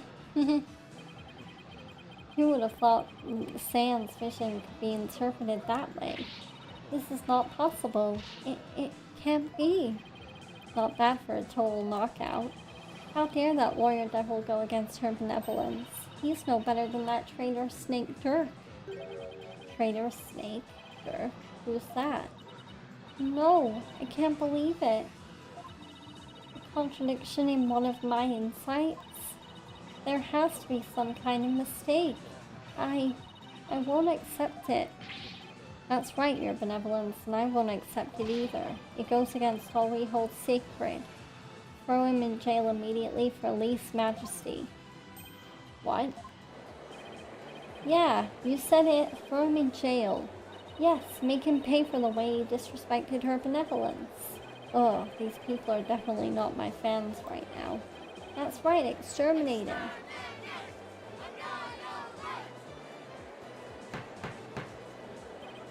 Peace, give me peace. I said peace. Now everyone, please calm down. Is he... Your Majesty, please assign this black-hearted attorney a suitable punishment. No, I can't charge him with lese majesty. What? What? But why not, your Majesty? He was simply following the proper procedure for defending the accused. There's nothing unlawful about that. But, your Majesty, don't you want to wrap this trial up quickly? Why not just give your verdict? Then you can go home and make it up to your wife. We can end the trial now, not when we just learned new information about the case. Well, what? Your Majesty, not you too. You would honestly entertain the idea that my insight contains a contradiction? Truly, it is shocking. In the 20+ years since the DC Act went into effect, such a thing has never occurred. To be honest, I didn't want to believe it either. But with his life on the line, the defense pointed out an inconsistency, and it is our duty to scrutinize it to the satisfaction of the law. You dare go against the royal priestess, you non-believer? No, my faith is as strong as ever, but I have a duty to make a fair ruling in this trial. If you insist on interfering with that process, your benevolence, I'm afraid I must request your removal from this courtroom, royal priestess or not. What? I'll have you know, your benevolence. Please acquiesce in this, your benevolence. If looks could kill. I won't forget this offense, barbed head. I do not admit defeat. I won't. Bailiff, please see her benevolence out. Your Missima will face due retribution in the Twilight Realm. The demons there they'll pluck the barbs right off your stupid head. Ha ha ha ha. I hope your suffering will be super duper painful. And I hope they throw you into a lake of burning fire, yeah. And then... Oh my. I guess she's still just a teenager after all. Now then, defense, Mr. Light, was it? That's right, your Majesty. Phoenix Wright. Of course, Mr. Wright. My apologies. Well, now that we have this newly uncovered fact, I suggest we proceed with arguments. Thank you, your Majesty. Yes, but do not misunderstand me. This doesn't mean I trust you completely. I'll be keeping a close eye on you, so don't even think about lying to the court. I understand, your Majesty. Phew, maybe now we can finally run a real trial. Hehehe. Arguments, your Majesty. Very well, I accept your challenge. What's with him? He. Oh, the look on your face, Mr. Wright. It's just, it's just too hilarious. What's so funny, Mr. Payne? The defense still doesn't get it. The truth he unearthed is going to bury him in his case instead. What do you mean by that, prosecutor? I told you, it's chief prosecutor. Yes, because that's the thing to focus on right now. The defense is digging its own grave. Consider this, your majesty. Why would the victim, a security guard, point a gun at the accused? Oh. Oh, indeed, because the accused was about to commit a theft. It's the only logical explanation. What? That does sound pretty logical, actually. It doesn't help the accused situation at all. If anything, it makes him look even more guilty. Yes, I have to agree. Allow me to spell out this truth the defense didn't bother to think through. Mr. Roll came across the accused just as he was trying to steal the treasure. The guard pointed his gun at the accused, and just when the power went out, the accused murdered the victim and hid his body in the treasure room. A hand truck for moving heavy treasure around is stored in the treasure room. The accused could have easily moved the body with that. And after all that hard work to knock down those insights, backed into the old familiar corner once more. Mr. Wright, do you have a rebuttal? Ugh, I'm drawing a total blank here. Hehehe, I hope you're ready to climb that scaffold. I asked you a question, defense. I've got nothing. I can't think of any grounds for an objection. The only thing to do at this point is ask the defendant himself what happened. But I don't know if Albie will cooperate with me or not. Albie? Will you tell us what really happened? You don't have to say anything, accused. Fall for his evil trap and you'll only dirty your own soul. Albie, you have to tell me the truth. I can't help you unless you do. Mr. Wright, I'm sorry. Why? Why won't he trust me? Is this it? Is this the end for both of us? Maya, I'm sorry.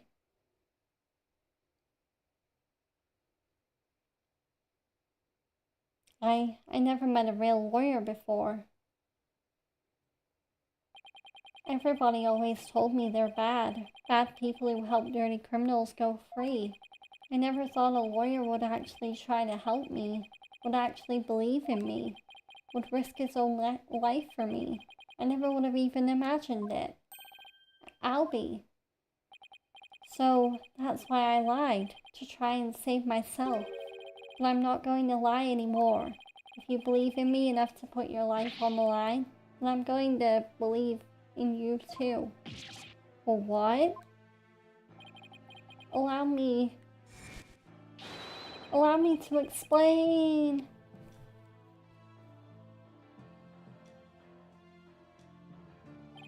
Now we're talking. Time to finally get to the bottom of things. To be honest, I went into the treasure room lots of times to look at the treasure box. Even though the temple told you you weren't allowed to go anywhere near it. Yes, I'm sorry.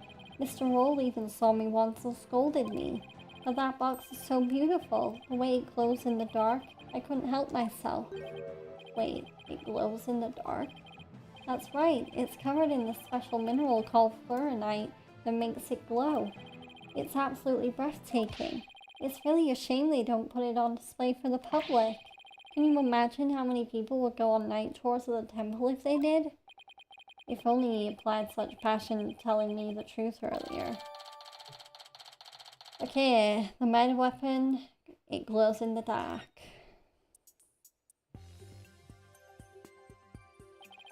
On the day of the incident, I was on my way to the treasure room again, when I ran into Mr. Roll on the Great Stairs. So those were not the treasure room stairs in the seance vision? No, they were the Great Stairs that connect to the hallway. Makes sense, the vision wasn't clear enough to show us what was at the top of the stairs. Okay, the temple diagram has been added to the court record. All of a sudden, Mr. Roll drew his gun and threatened me with it. I quickly put my hands up. Mr. Roll, he acted so scary. For some reason, he had his scarf over his mouth. I couldn't read his expression at all. Just then, the power went out, so I took that chance to hightail it out of there. I ran for my life. Even now, when I try to think back on it, all I can remember are the gun and the piercing look in Mr. Roll's eyes. That must have been when I dropped the notice scroll, which means someone else brought it to the treasure room along with Mr. Roll's body. Did Mr. Roll say anything to you when you ran into him on the stairs? What is it, Albie? I have no idea why, but he asked me a strange question. Did you steal it? He said. What? I'm sorry. I'm sorry I didn't say all this before. I didn't think anybody would believe me. Hehehe, a grand speech. One that confirmed my suspicions that you were the thief. Objection! It's possible the victim simply misread the situation. Objection! Where there's smoke, there's fire, as they say. The victim must have had good reason to be suspicious of the accused. Why does every new piece of info have to seem so incriminating? Shadow. What do I do, Shadow? And what better reason to suspect the boy than seeing the treasure box in his hands? In the course of his rounds, the victim must have noticed that the treasure had been stolen, and then just after that, he ran into the accused. I'll be your guide. No, that's not what happened. Therefore, the one who stole the treasure and killed the victim can be none other than the accused.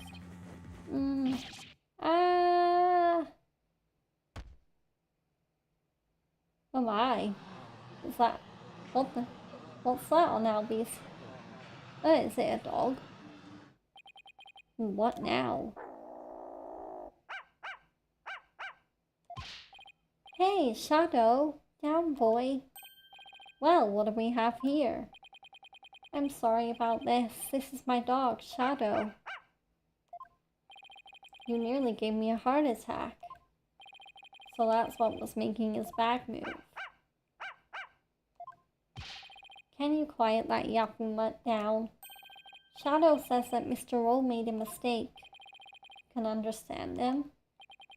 Hehehe. Don't tell me this is a surprise witness for the defense. I beg your pardon? You're not thinking of cross-examining an animal, are you? Of course not, Your Majesty. Not this time, anyway. Phew. Well, I'm glad to hear that. I thought I'd have to reassess my assessment of your sanity for a second there. I think I'd better reassess my strategy, and fast. I have to somehow show that somebody else could have struck the victim or were sunk. And while it's true that the defendant was standing in front of the victim when he died, it doesn't mean somebody else couldn't have struck the victim at that time.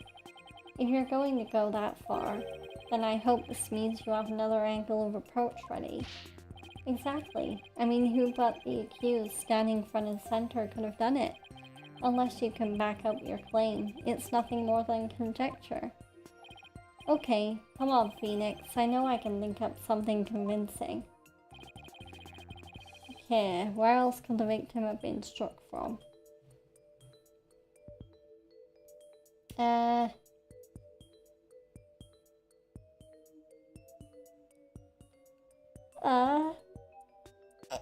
From behind him. So, yeah, I'll present the area behind the victim. With the defendant standing in front of the victim, isn't it possible that the victim could have been struck from behind? From behind, you say?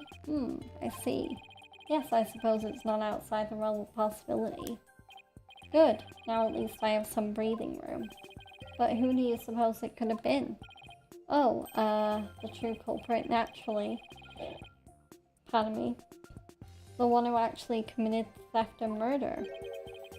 The true culprit, and I suppose you have a true timeline of events to go along with that? I should have known I'd have to explain everything. Alright, if we assume the true culprit struck the victim from behind, then that means... After going to the treasure room and stealing the treasure, the true culprit tried to escape. But then Mr. Roll appeared, making his rounds. I imagine the culprit then quickly hid in the storeroom at the other end of the hallway. Hehehe. You're grasping at straws, Mr. Wright. Admit it, you have nothing but baseless conjecture. I'm going to look for something to base it on right now. Albie, when you ran into Mr. Roll in the hallway, was there anyone around the storeroom area? I don't know. There might have been somebody there, but I couldn't see. I was only halfway down the stairs, so I couldn't see the ends of the hallway. I see. Swing and a miss. Oh, Shadow says that someone was there. I see. Thank you for that. Too bad his testimony is inadmissible. Hehehe. You think this is a joke? Maybe the defendant didn't happen to see this other person, but that doesn't mean the true culprit couldn't have been there in the hallway. Your desperate floundering is getting hard to watch, but I will enjoy watching you think. What are you talking about? Unfortunately for you, only the accused and the victim were there in that hallway at the time of the incident. How can you continue to make that assertion? Because there was a witness, a very reliable eyewitness. What? Your Majesty, the prosecution would like to call its witness to the stand. Calling an eyewitness to the stand? It's been decades since that's happened.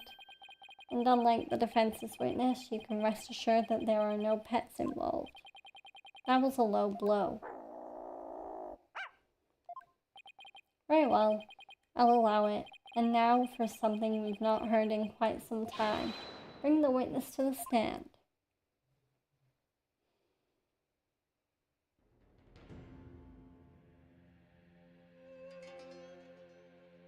Oh, I recognize this guy. I think this guy might be our murderer.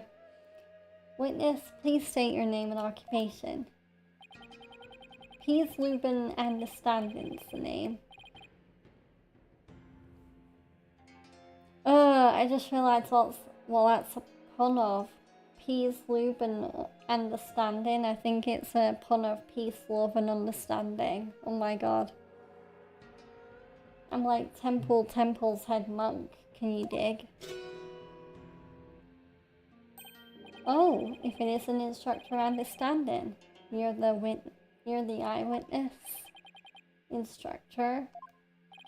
Not only is Mr. Understanding Temple's head monk, but he's also a renowned Damalan expert. Sorry to have to ask, but what's a Damalan?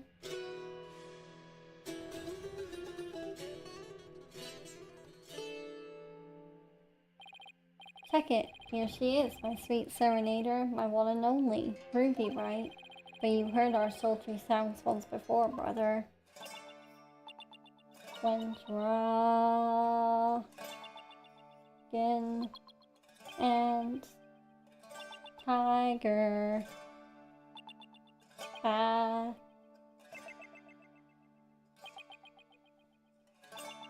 Oh my god. That's a song from the Dance of Devotion. Right on, brother. The song of ceremony. Playing this tune together is a precious cake for me and my girl here, you dig? Song of ceremony, the song that was playing at the time of the murder. Oh, Holy Mother, may the righteous sounds of my Damalan serve as my offering to you. Wonderful. A great performance as always. This is my thing, you know, my bag. I make instruments speak, baby. By the by, Magistrate Pops. No Damalan class today? No, I'm afraid this trial has gone into overtime, thanks to the lawyer over there. The class the judge wanted to attend was a Damalan lesson. Well, you know what they say, baby. Never trust the lawyer, man. But transgressors against the Holy Mother have to be brought to justice. Thank you for your cooperation, Mr. Understanding. As the treasure's keeper, you must have been shocked to learn it had been stolen. Yeah, man. That was not cool. Keeping the treasure safe is one of your duties, Mr. Understanding. That's right, brother. This here is the one and only treasure box key. And I keep it on me at all times, can you dig? But the sneaky thief went and cracked open that sucker anyway. Total bummer, man. So that's the key to the treasure box, is it? You know it, baby. It's called the Magatom key, and it's a historical artifact to boot. It's been passed down from head monk to head monk at temple to temple. The Magatama key, huh? Here, Magatama key has been added to the court record. The sole key for opening the treasure box, Understanding keeps it on his person at all times. And now someone's jacked the treasure on my watch. It's a real buzzkill, man. How am I ever gonna face Her Holiness again? Oh, Holy Mother, please find it in your infinite mercy to forgive me. Please guide this lost and humble lamb. Why do I always get the far out ones? Mr. Understanding, you witnessed the accused and the victim heading to the treasure room? You know it, baby. Best believe I scoped that tiny transgressor. Would you please give the court your testimony regarding what you saw? Bring justice against the transgressor, man.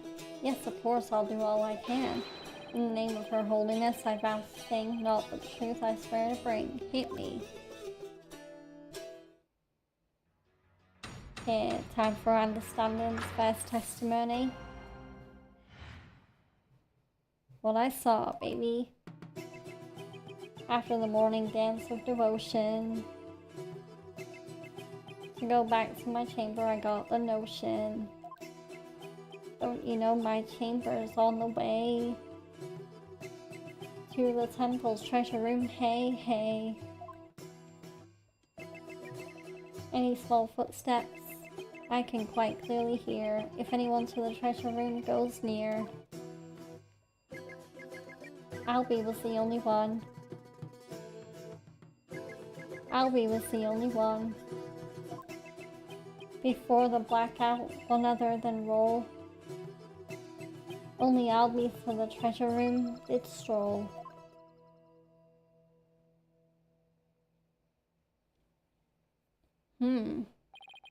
Tell me I was hallucinating just now. Like, can you believe Mr. Roll bit the big one after that? Harsh, man. I share your sentiment. You were the one who discovered the victim's body, weren't you, Mr. Understanding? What? You found the body as well? He really is a key witness, then. That's right, brother. After the blackout, I went to reset the breaker and give power back to the people. The circuit box is near my chamber, so I'm always the man for the job, you feel me? Breakers are in the first floor hallway in front of the storeroom. On the way, I got a whiff of something funky. Blood, man. Really harsh my mellow. I knew something wasn't kosher, so I swung by the treasure room to see what's what. And it was like, whoa, man. There was poor Mr. Roll dead as a doornail. So, the temple diagram has been updated. In the interval between the end of the dance of devotion and the blackout, the only ones who went to the scene of the crime were the victim and the accused. So you see, Mr. Understanding's unassailable account is what led to the accused's arrest. Hold it. Isn't it possible that the murder took place before the end of the dance of devotion? Hehehe, I'm afraid that's not possible. The victim was in the performance hall until the very end of the dance. He was? Would you like some proof? How's this? A photo of that morning's dance of devotion taken by a tourist. My, what graceful dancing. I can almost hear the sound of Mr. Understanding's gamelan now. Payne's right, there's Mr. Roll on duty. Hehehe. Never underestimate the incredible pain. So in addition to Raver's insights, he had backup evidence lined up too, huh? The dance of devotion for has been added to the court record. As head monk, my monks in training are like my own kids, like family. Can you dig it? I should have taught Albie better, man. Before Her Holiness, the Holy Mother. Oh, Albie, confess your sins, my young brother. Head monk understanding. I didn't kill Mr. Roll, so I don't have anything to confess to the Holy Mother. What? Bogus, little man. Your faith is weak like a wet paper bag. Are you feeling me? Spare the rod, hey baby. Spoil a child, not maybe. Her Holiness is magnanimous, son. If you confess your guilt, she'll forgive you in the Twilight Realm. I don't suppose she could forgive him in this realm first. Defense, please begin your cross-examination.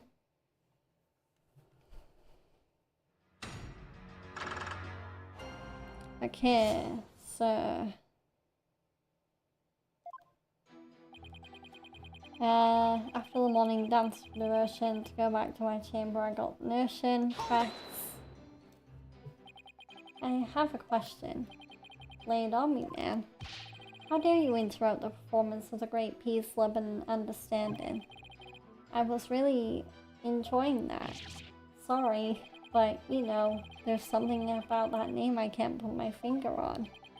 What's so funny about peace, love, and understanding? You had a question for me, brother. You were playing something during the dance of devotion, weren't you? You know it, baby. I was playing my beautiful girl right here, this gamelan. In offering to Her Holiness, I play the music and the singers sing the song of ceremony. Mr. Understanding is playing as the best in the kingdom. It must please Her Holiness greatly. Now then, could you continue with your testimony, Mr. Understanding? For the Holy Mother, I keep on trucking. This gamelan still needs some plucking. Don't you know my chamber's on the way to the temple's treasure room? Hey, hey. Okay.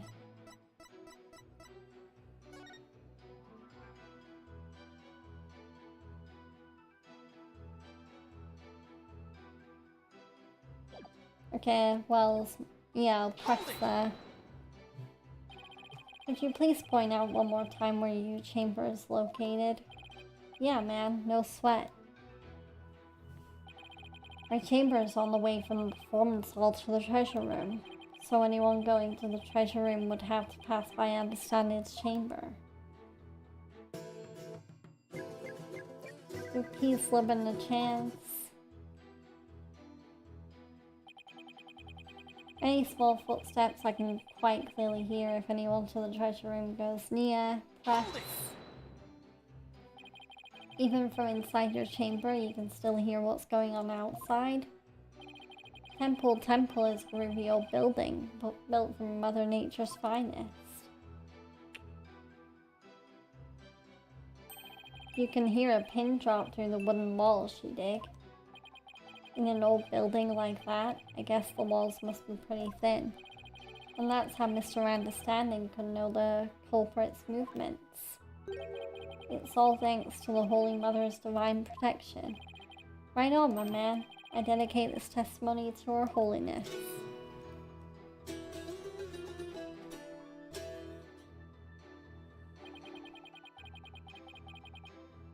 Albie was the only one. Albie was the only one. Press. How could you tell it was Albie just from the sound of some footsteps? Albie is practically family, man. Smooth groove of his shoes are easy to pick out. But how do you know he went to the treasure room? Didn't you think it was possible he went to the storeroom at the other end of the hall? No way, man. I saw him with my own 2 eyes. You saw him? In the treasure room. This you can believe. My peepers peep the sneak Albie. and tell us where it is you stood when you saw the accused, if you would. When I heard the footsteps, I looked out the window. From my window, I can see the window of the first floor hallway across the courtyard, you dig? And through that window, I saw Albie walking into the treasure room. Should I have him add this statement to his testimony? Sure. Could you please add that statement to your testimony, Mr. Understanding? You got it, brother.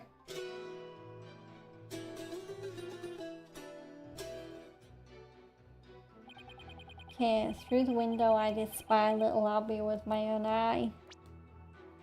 So...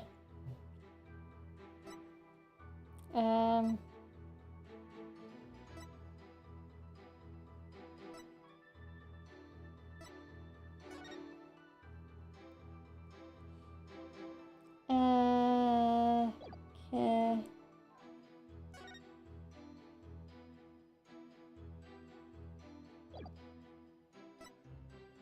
Magatamaki dance of devotion for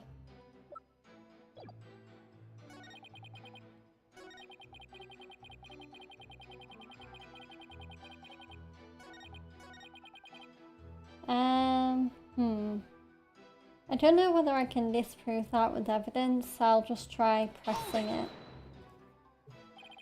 Through the window, you say? That's right, brother. There's a courtyard outside the window of my chamber. Across the courtyard, I can see the window of the hallway to the treasure room, man. Judging from the diagram, I guess that's plausible. A view of the courtyard from your chamber? How nice that must be. I bet it's beautiful this time of year, what with Khura'in's butterflies flitting about. You know it, Pops. I often look out into the courtyard while playing my gamelan. And it goes a little something like this. Okay, no, I didn't mean to press it again.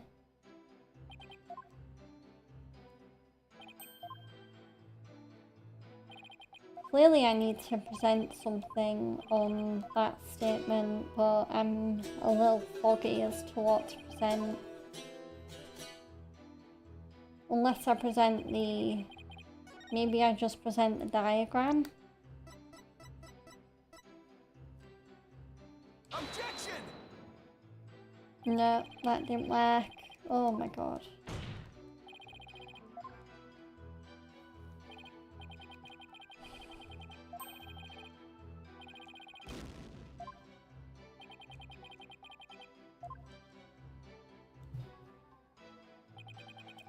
I'm a little stumped, so I think I'm gonna consult my go-to walkthrough for, or go-to guide for Ace Attorney.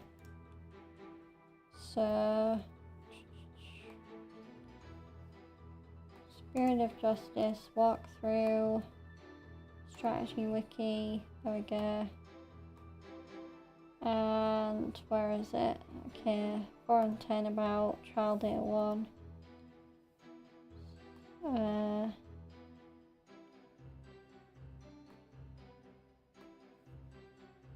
So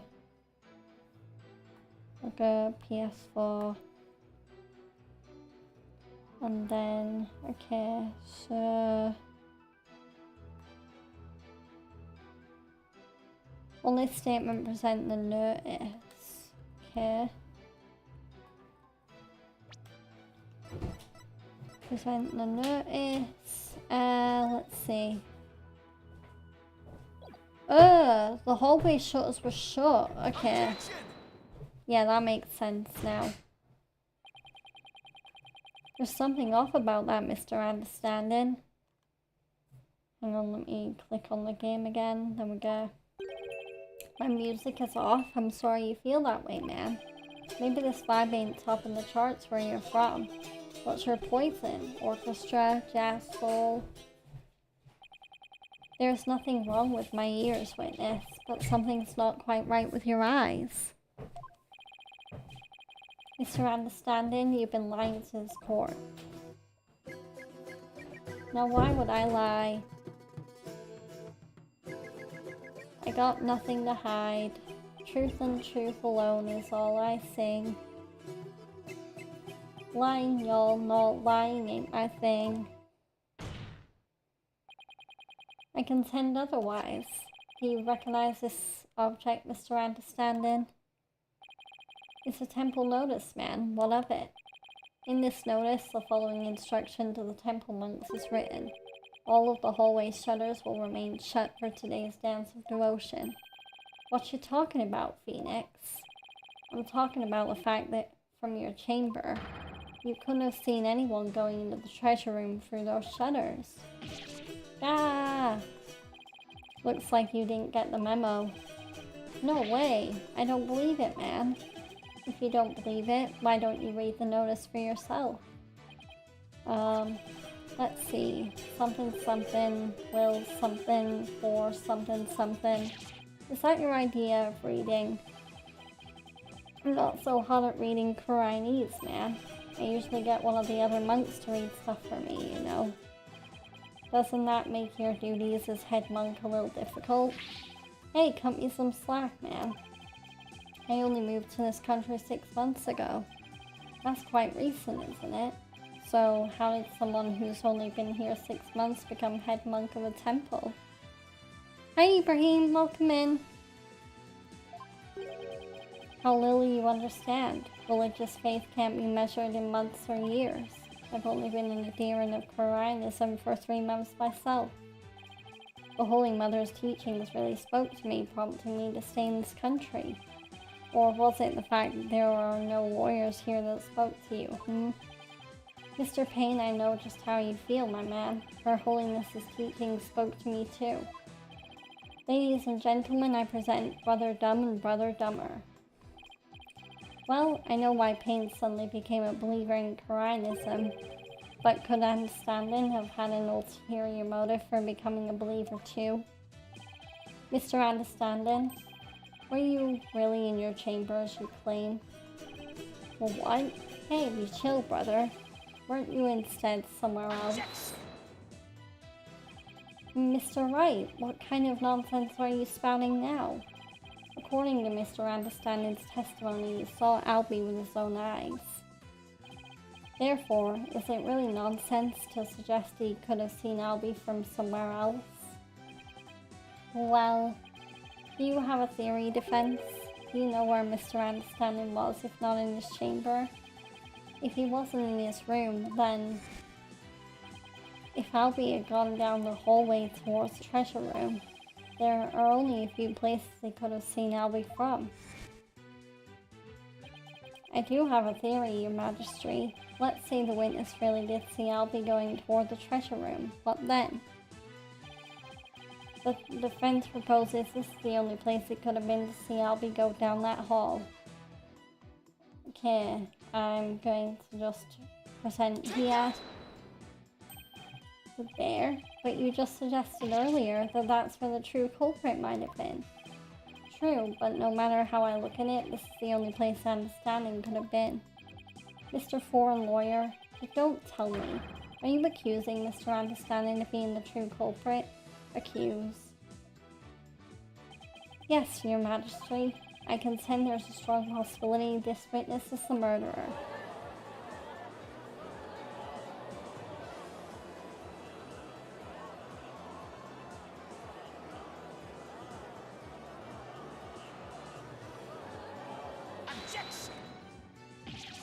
How dare you be so disrespectful? First you criticize her benevolence's insights, now you accuse the head monk of murder. This is the only place the witness could have been.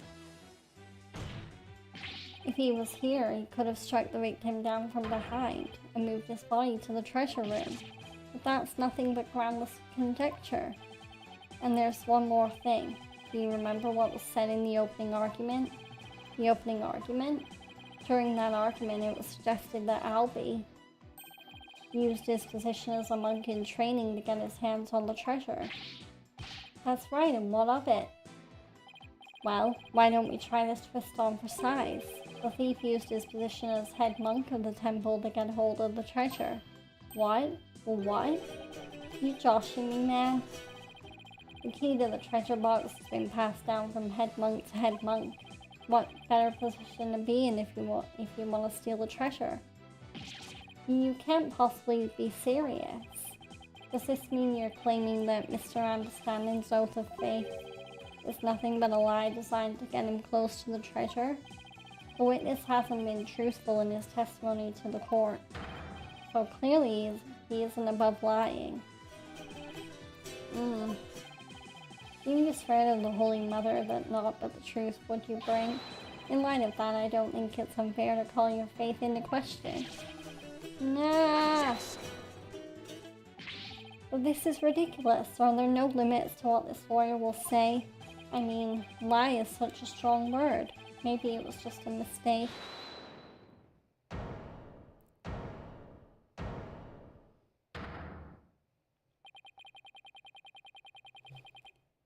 Okay, so I'm gonna wrap up the stream now because it is actually over 2 hours, and yeah, I'm getting a little tired, and also my voice is like, I think maybe 3 or 4 more lines away from giving out on me. So I'm gonna save. And there we go. Save it in a new save slot. Okay. And exit the game.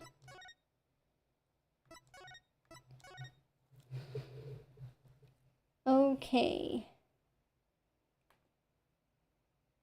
So, if you did enjoy this stream and you are watching on Twitch, then please do follow me if you don't already.